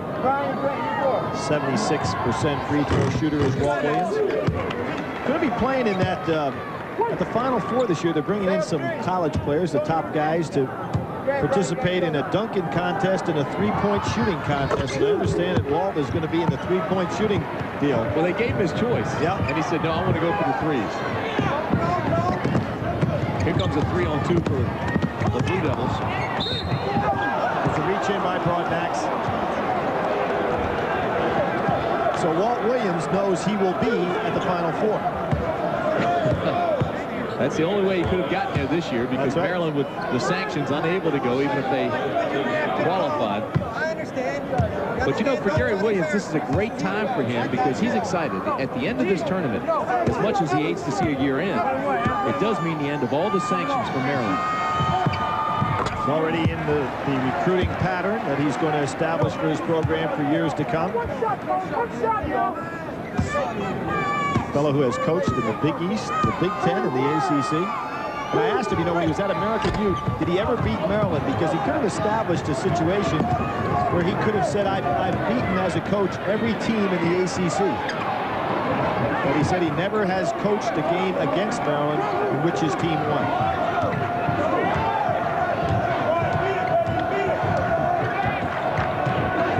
Clinton working on Hurley, takes him to the baseline to Broadnax, and the foul by Hill. That's 3 on Grant Hill. Hill's an excellent shot blocker. Good timing. It's a perfect pass by McClinton. He's having another good game against Duke. I mean, he has played all-star quality basketball against Duke in the 2 previous occasions and doing it again today. Well, you talk about the depth of Duke, but now you have Lang with 4, Thomas Hill with 3, Leitner with 3, Davis with 3, and Grant Hill with 3 with 9:06 to go in the game. A lot of time to play. Parks has given him good play off the bench. Marty Clark has not seen any action today. He's a fellow that could come in a game like this. Broadnax makes it a 73-68 ball game. And you know, the other thing, Tim, in this game is that Maryland has not allowed Duke to be standing on that foul line very much today, which is one of the trademarks of their ball club. Well, Duke, as you know, shoots 75% as a team from the line. Evers Burns goes out of the ball game. Curtis Schultz comes back in. There again, Duke going over the top of the press. Of course, it helps to have a guy of Leitner's size to be able to see over that. There's Kerwin gets a piece, but gets the arm too. You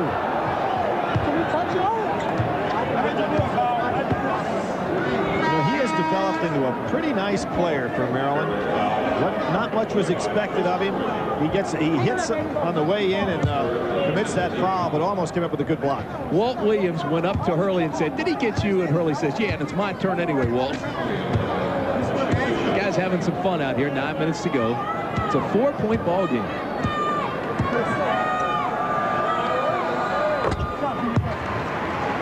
Duke has not been able to pull away. There was a point, and I mentioned it at about the 14-minute mark, where you had the sense Duke had an 11-point lead. They were really rolling. The crowd was starting to get into it. You felt the momentum. Your man Walsh came into the game, and it turned right back around. He's down now, so maybe Gary Williams waiting to see if Duke makes another run before he puts him back in there. Walt Williams tries to free up, does. Tough shot. Off balance shot. He's saying to the referee he got fouled on the elbow. But what really happened to him there was no space for him to get the elbow out to shoot.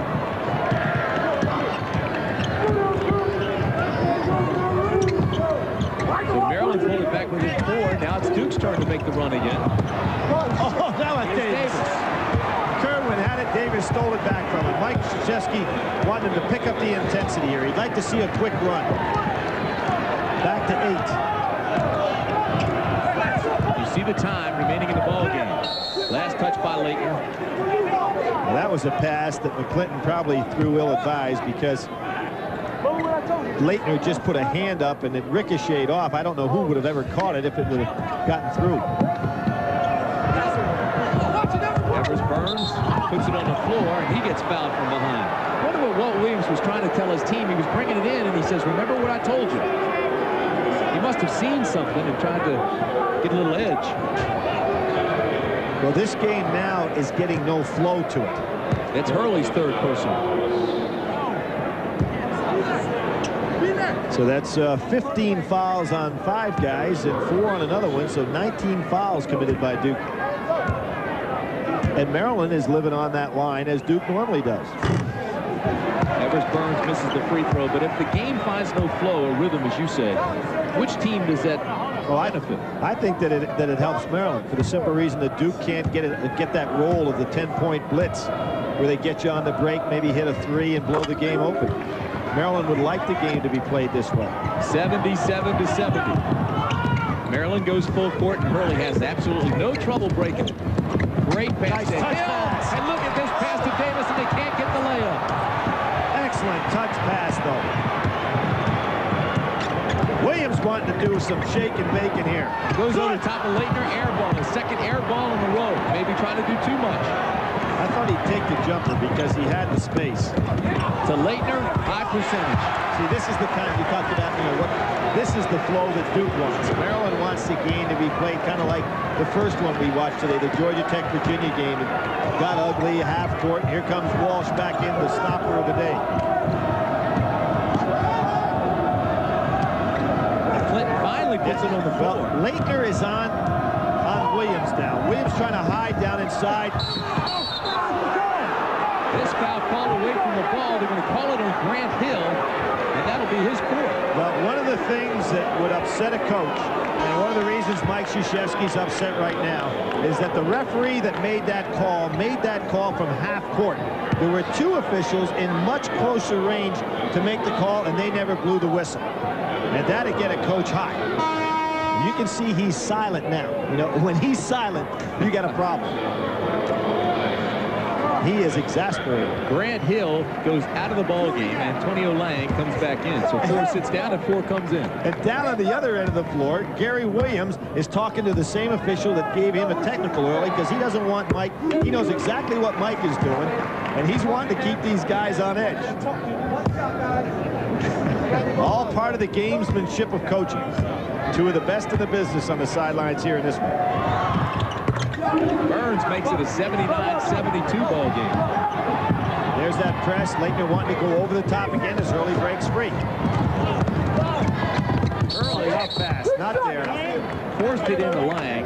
Now, one of the reasons that Duke is not able to convert on the break as much as they normally do is because Maryland's doing a great job in transition from offense back to defense. They're keeping one guy back all the time, which he's the safety man, but then everybody else is hustling. Laettner. And the follow by Davis. Davis can get on the boards, Tim.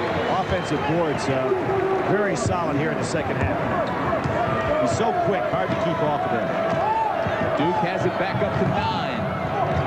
Backdoor cut by Williams. Davis does a nice job staying with him. Look at the overplay by Davis.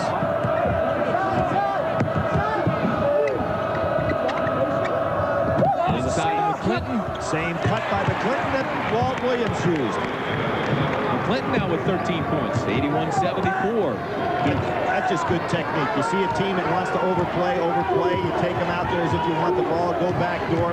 There's got to be a lane for the pass. Thomas Hill's been a little quiet lately. There's Walsh. Forces the turnover. Now, Maryland has been unable to make a run, and Duke has been unable to pull away, and yet Duke hasn't lost its composure. Well, this is a very experienced team. How many tough games have these guys played throughout their careers? McClinton with a fall away. Bobby Hurley says, I'm going to convert one of these 3-on-1 breaks sooner or later. This is not the one. And he'll reset. Oh, how about this? Duke is going to force Maryland to come out, chase a little while, use the clock and say, hey, the game is over. Not a bad move when you look at all the foul trouble they have, and with 5:50 left. But who would have ever thought it, Tim, that Duke would have to hold the ball on a Maryland team because maybe they're winded a little bit. But Mike Krzyzewski's been using this technique quite a bit since the beginning of February. Thomas Hill wide open. Leitner with a big rebound. And the follow. And Broadback stepping the line. You know, it's a technique with Duke's team that during the NCAA tournament in a close game, one of the reasons it's so difficult when they hold the ball out there to play them as opposed to other teams, you normally say, okay, who are they going to try to get the shot to as they wind the clock? So that they're going to make their move with like 10 seconds to go in that possession. The problem with Duke, as opposed to most teams, any one of the 5 players could be the man that finishes off the play. Normally, that's not the case. So Duke doesn't have to look for a specific guy to get the ball to. They just let the game flow, and whoever happens to be open gets it, which really is something that breaks down the defense. The shot clock was reset, so it's now just at 25. Plenty of time. And Gary Williams saying, we're going nowhere. Hey, if you'd have said to me before this game started, would you accept the point being at the 4-minute mark, down 7 to Duke, and he'd have taken it. So therefore, don't go out and make foolish mistakes defensively. Here's Grant Hill with the shot. Williams stayed right with him. And then followed by Leitner again. And here's another time off on the clock. Shot clock reset. Now, Maryland's sending 5 guys to the defensive boards now. And that's why the tap out will work. 81-74 Duke, 4:20 left in the game. Look at this. Can you believe this? The national champions drawing some boos from the crowd here at the Charlotte Coliseum. Hey, the object is to win the game. Absolutely. It's a good coaching move.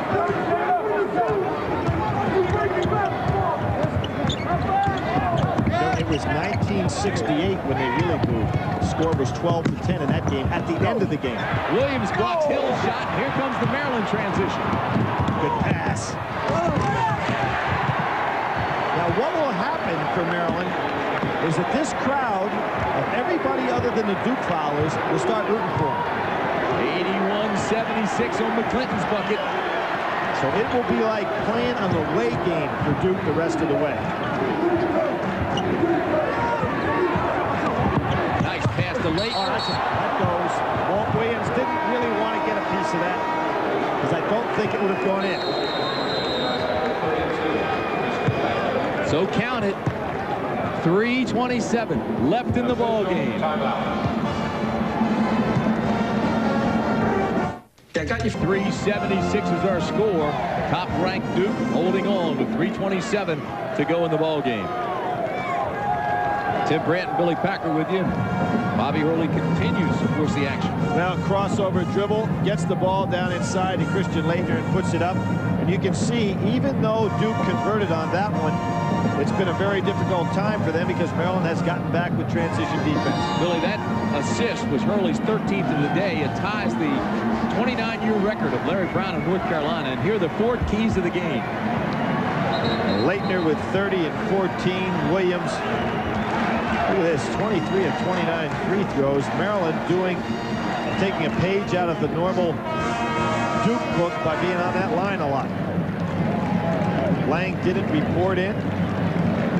Gary Williams won the technical. Well, it's settled in for the last 3:27 of this ball game. Maryland has the ball. Gary saying, who said anything about being fair in this game, right? Call it by the book. 7 points is the differential. Inside to Kerwin.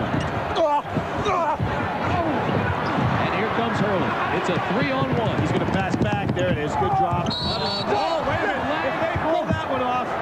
And they called it on Davis. Yep, that's the second time today that Maryland, with a 1-on-3 break, has been able to get the call of the charge. This is a shooting foul. Now they're over the limit. And Davis has 4. Now watch it. See, it's 3-on-1. And Broadnax holds his ground. No question, that's the call. I mean, what's an official supposed to do? Say that foul didn't exist? Broadnax is waiting on him.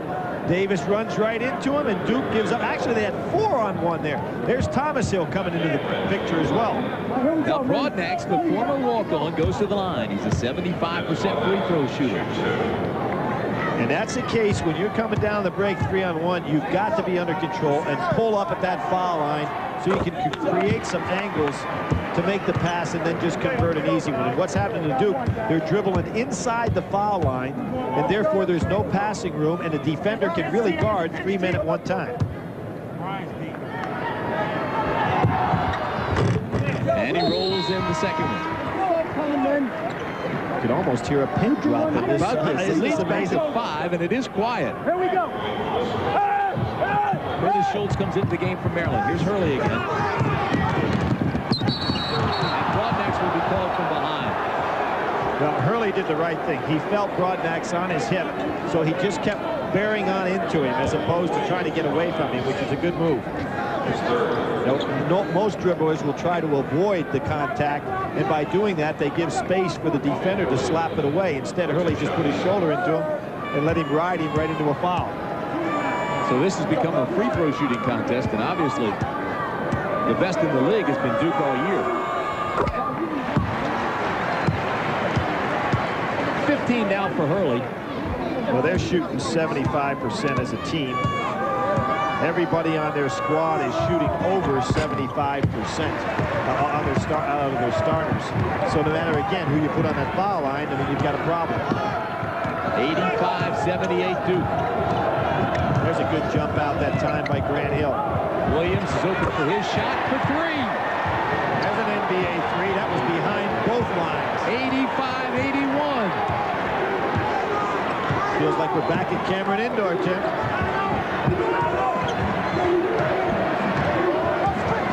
And you notice that Duke is not holding the ball anymore. 2.5 minutes left. Leitner has Burns down here. Burns behind him.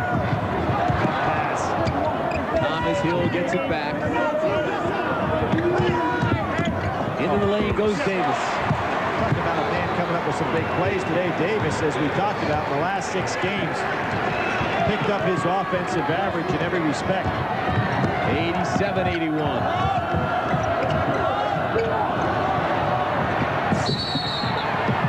Over and back, yes. Thomas Hill scraped his hands on the floor. One of those floor burns that they're not as bad as a paper cut, but they feel about as bad as you want. He's got it in his left hand, his shooting hand. It really stings. Kerwin comes back in from Maryland. Here we go. 2 minutes left in the game. 2 minutes. It looks like they're trying to play a little half-court zone trap, and they can't get it organized yet. And Duke is just happy to milk the clock. Now they went back to their man-to-man.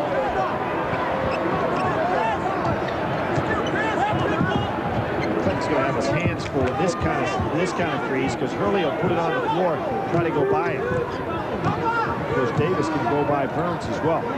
15 on the shot clock. Here's Hurley. Let's see if McClinton can stay with him. Right by him. Leitner, no trouble with. Hey, how about Kerwin? And he gets the putback. Christian just too strong for him inside. Got the ball right back again. That's 32 points for Leitner. At 89-81, so just as quickly Duke pulls it away. Leitner on a switch, realizes it's Walt Williams, was ready to go back inside. Said, hey, it's Williams out here. I better stay with him because you know what Williams was going to do with a shot from that distance. Maryland picks up 2 more. Timeout for the Terrapins. That makes it 89-83 with 1:04 left.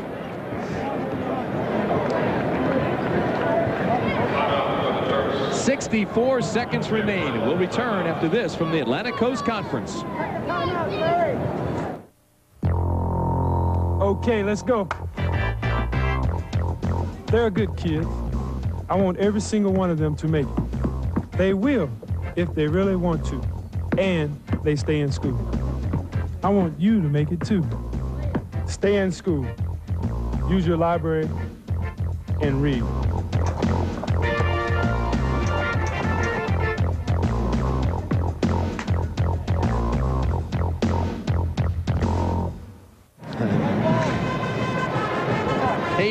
.83 with 64 seconds left.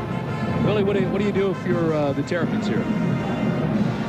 Well, Georgia Tech is the opponent for either one of these clubs. I would not say this game has been put away yet, Tim, even though Duke is an excellent free throw shooting team, and you know that Maryland's going to put them on the line some, because what Duke is going to do is to pull this ball back out. With 1:04, you'd have to go out and foul them because 2 possessions here would wind out the game. And with a 6-point lead, there's nothing you can do about it if you're Maryland. So you got to go out and foul, and it's going to be a matter of can Duke continue to bury him on the line. And coming up tonight, of course, the night session here as the ACC tournament continues. NC State and Florida State. Florida State, the surprise of the year, finishing second in the Atlantic Coast Conference. And then the clincher. The final game brings it up for Wake Forest in North Carolina. Both of those teams, you know, you play that last game of a day like this. You've been sitting around for a long time. You've really got to get yourself going. Just think about the difference, physiology, the difference of playing a 12 o'clock noon game as opposed to what you normally do, or playing a 9 o'clock game, particularly in a tournament situation. Because guys sit around, you watch TV, you see these other games. Emotionally, sometimes you get spent just watching other people play. If Maryland doesn't make up the deficit, it'll be the last collegiate game for Walt Williams. But not the last game. No, not at all. This young man's going to have some career at the next level. He has been fun. And you talk about loyalty to a school, staying when everything just told him to go. With sanctions. Here they are in a zone trap. Ball goes to the right guy, Leitner, who can either throw over. Williams foul from behind. You cannot afford to let Duke pull it back out and waste 40 seconds on the clock. You know, the other thing, Tim, about Walt's decision, it's not only about not going pro last year, but he had the opportunity to go to any school in the United States that he wanted to, because he had nothing to do with the probationary status of Maryland. Consequently, he had the right to say, hey, I think I'll pick the school. Just think how easy it would have been to say, where would I fit in here where I can go to a national championship? And obviously, he could have been an important part of a puzzle for a lot of people. Could have put them in a position to be one of the top 3 or 4 clubs in the country, and stayed right there at Maryland. I think that's quite a testimony to himself and also the people around him. Can you imagine this team without Walt Williams? I don't want to think about it. And I know there's only one other guy that doesn't want to think about it more than me, and that's Gary Williams. He's had enough adversity. 90-83, 56 seconds left. And that should be enough to put Duke into the second round. And if you're Duke, you do not want to foul here. Burns with a turnaround. Everything is fallen in for that young man. Burns has had a great game. 5-point game with 42 seconds left. There's the foul by Kevin McClinton. And again, just as I said, Duke has an excellent team in which they can hold the ball and work the clock down, because every one of their guys can be the finisher on a given play. The same holds true in going to the foul line. Who do you foul? You're sitting over there on the sidelines. I'll read off some stats for you. The 5 guys that they've got that can put the line. Leitner shoots 82%. Thomas Hill, 75%.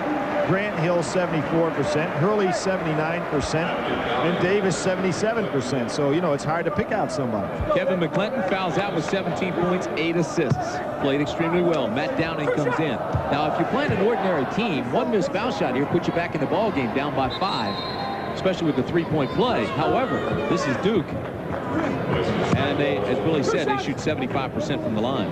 Well, McClinton had 19 points and 7 assists in the game up at Cole Fieldhouse, and then he had 25 points and 11 assists in the game at Duke, and comes back today with a solid performance.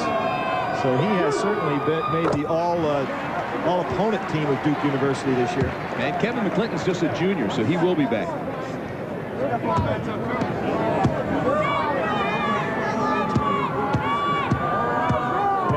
Great runs that Duke has made under Mike Krzyzewski. They went through a period, though, in his career where they got knocked out in the first round 3 straight years in the ACC tournament. The fortunes have certainly changed since then. The lead is 7 with 35 seconds remaining in the game. Here's Everest Burns. It'll go in. Grant Hill. And that'll do it. They'll go back to the line. Well, it's the only strategy you can use, and I'm surprised they didn't try to go with some threes. It doesn't make much sense to go in there down 7 and shooting a 2-point shot. Foul is on Everest Burns. And so that'll be 5 on Burns. He's disqualified. He had a career-high 27 points and 10 rebounds today. Well, I think 22 was his high previous to this time. So he beats it by 5. Played a great game. And Everest Burns will be back. He's just a junior, and as Billy mentioned, he had his best season ever. He's really become a player. Top 10 in scoring and field goal percentage. And he'll be back. Davis goes down to a well-deserved hand. Made a lot of big plays today on the defensive end as usual, but also on the offensive, particularly offensive boards. Christian Laettner just buries him up there. Well, he's got the great free throw form. Boy, does he ever. Yeah, good follow through, stays right with the shot. This is his season high. He has 33 points, 16 rebounds.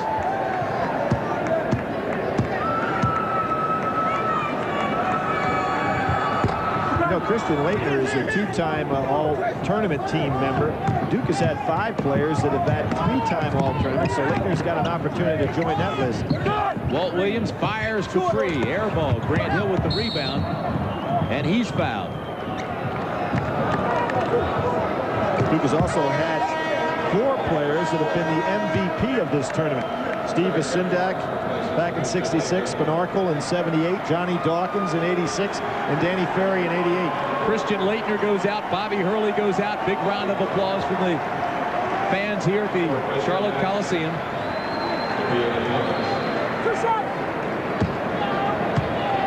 This team is special. They are so strong, so deep, so quick.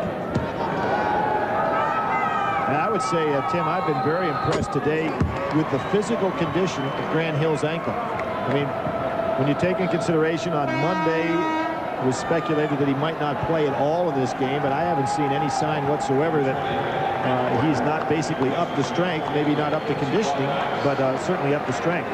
Vince Broadnax goes out. Alan Ring comes in for Maryland. And Walt Williams says so long. So he has finished his collegiate career. But as you mentioned, he's got a lot of basketball yet to play.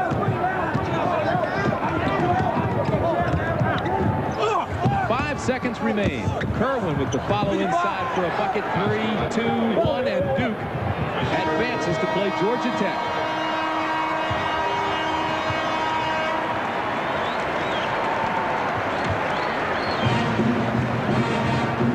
So the final score, Duke beats Maryland 94-87. The Blue Devils go to 26. Physical fitness is a wonderful thing. But you've got more than a body to work on. You've got a spirit, too. And until you get in touch with God, you'll never be fully developed. So save some energy for a night of worship and learn what it means to exercise your faith.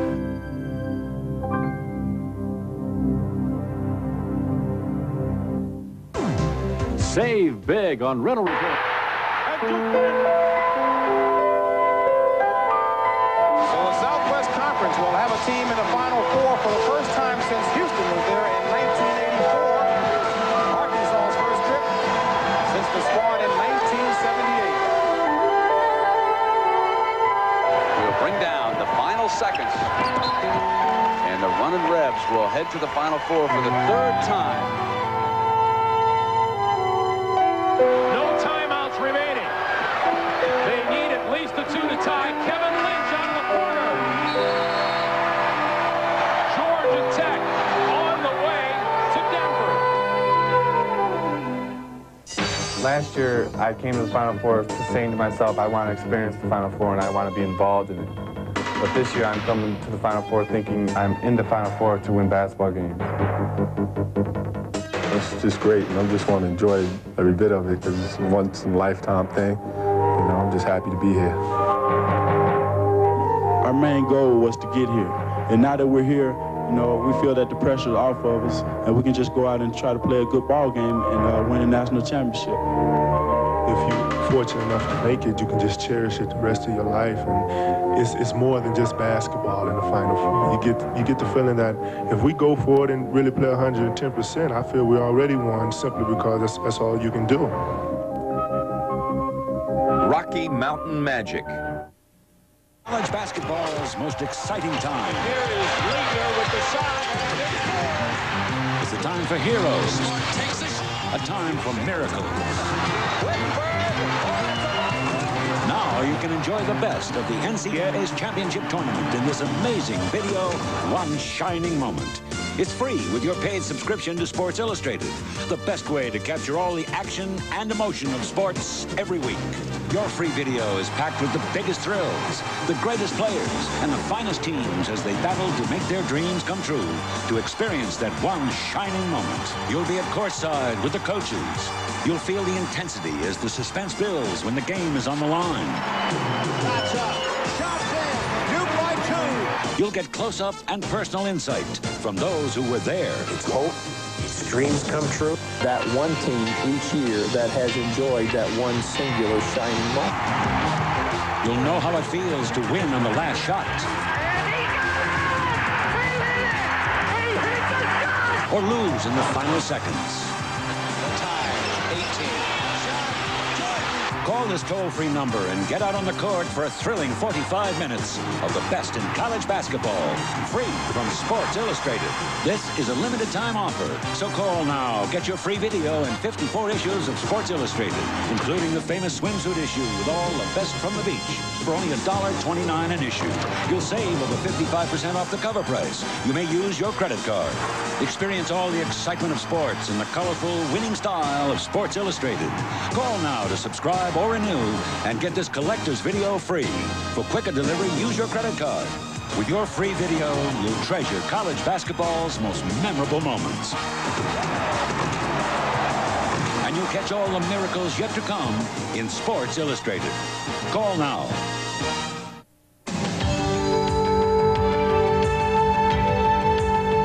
It all comes down to one weekend. One weekend full of color and pageantry and emotion and talent. As an event, the Final Four stands by itself as the finest spectacle in collegiate sport. But in reality, it is the end of a 64-team quest for supremacy. A quest that begins in arenas all across America in the middle of March and winds up every year at the Final Four. The teams that gathered in Denver for 1990's Final Four struggled long and hard to get there. In a tournament that may be looked back upon as the greatest ever, each team dug down deep to survive. For some, the 1990 Final Four was a coming-out party. For others, it was the end of the line. But for everyone who participated, it was definitely a time that will not easily be forgotten.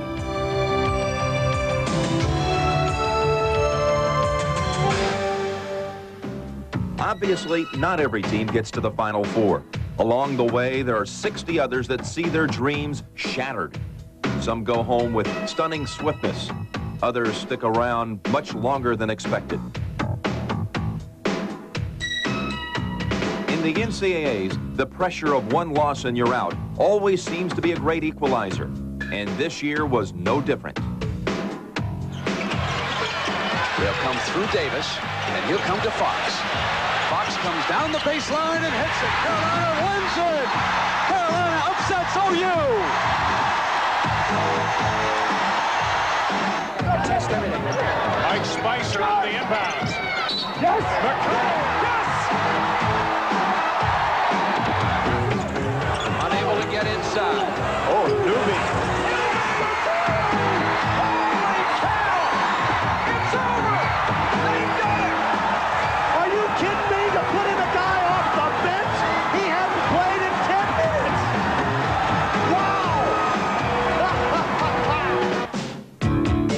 In 1990, there was so much talent on the court that winning just one game in the tournament became a tremendous accomplishment. No lead, no matter its size, was safe. No team, no matter its ranking, was immune from upset. Half court, now they're going to play. 3 seconds remaining. Blocked by Panama Myers. And the game is over, and Texas advances to the round of 16 on a big block by Panama Myers. Major league. It's over. Xavier knocks off the 3 seed Georgetown. What it gets for you, ball time. UCLA leads by 1. Rick Callaway has come in, the offensive gun. He can beat you off the dribble. Now there are 3 seconds to go. Callaway fires it up, misses. The rebound, Gilder. The game's over. UCLA wins in an upset. What Dayton wants to do is get the ball in. When the clock starts, when somebody touches it and Kaufman intercepts it, P.J. Bookman, I don't think he got the shot off anyway. He did not. And so Dayton will win it 88-86. They won't call a timeout. They'll take it up. Rebound, Spencer.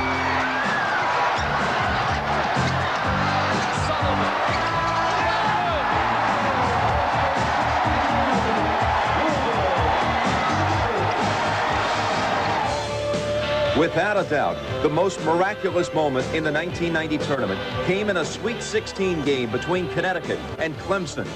Down by 19 points midway through the second half, Clemson rallied to take a 1-point lead with 10 seconds remaining. Connecticut will call a timeout. Connecticut's Tate George then missed an opportunity to give the Huskies the lead. And when the Tigers' Sean Tyson grabbed the rebound and was fouled, the game appeared to be over. And a foul against Burrell, and Hudson can wrap it up on the line. But Tyson would miss the free throw, and with 1 second left, Connecticut had another chance. There was, however, one slight problem. They were 94 feet away. 1 second left. Burrell takes the ball, looking inbound, loops it far up court for George, who catches it, turns around, shoots, and he got it! He hit it! He hit the shot! And the Huskies have won it! The Huskies have won it! George hits the shot from the right side of the lane! And UConn wins it 71-70! Each year, it somehow seems that with every tournament loss, another great career comes to an end. And 1990 was no different. All-Americans like Lionel Simmons of LaSalle, Gary Payton of Oregon State, and Louisiana State University's Chris Jackson never even made it past the early rounds. Their places in the tournament draw were taken by less heralded players from less heralded teams, like Robert Horry of Alabama, Trevor Wilson of UCLA, and Tyrone Hill of Xavier, all of whom led their teams into the Sweet 16. With all its excitement and drama, there was still one team, one player, one story which dominated the first 10 days of this NCAA tournament. Just 1 week before the tournament began, Hank Gathers of Loyola Marymount collapsed and died while playing in a game. Loyola then played the opening weekend of the tournament in a condition that guard Jeff Fryer called an emotional hurricane. The Lions swept to 2 wins, including a 149-115 thrashing of defending champion Michigan. The most poignant moment of the Lions' eventual run to the Final 8 was when Bo Kimball made good on his promise to shoot his first free throw of every game left-handed. suspended in honor of his friend, Hank Gathers. Sometimes we tend to lose sight of the things that really matter, but in both victory and defeat, Bo Kimble and Loyola Marymount brought us back to reality. The Lions did not make the Final Four, but they taught the country a lesson in grace and courage that will long be remembered. A puzzle. With so many stomach remedies around, how do you know which you can take for heartburn? And for diarrhea?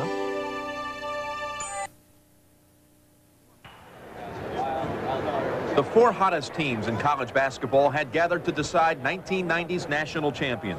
And amid all the mile-high madness in Denver, the folks at McNichols Arena got ready to host the show.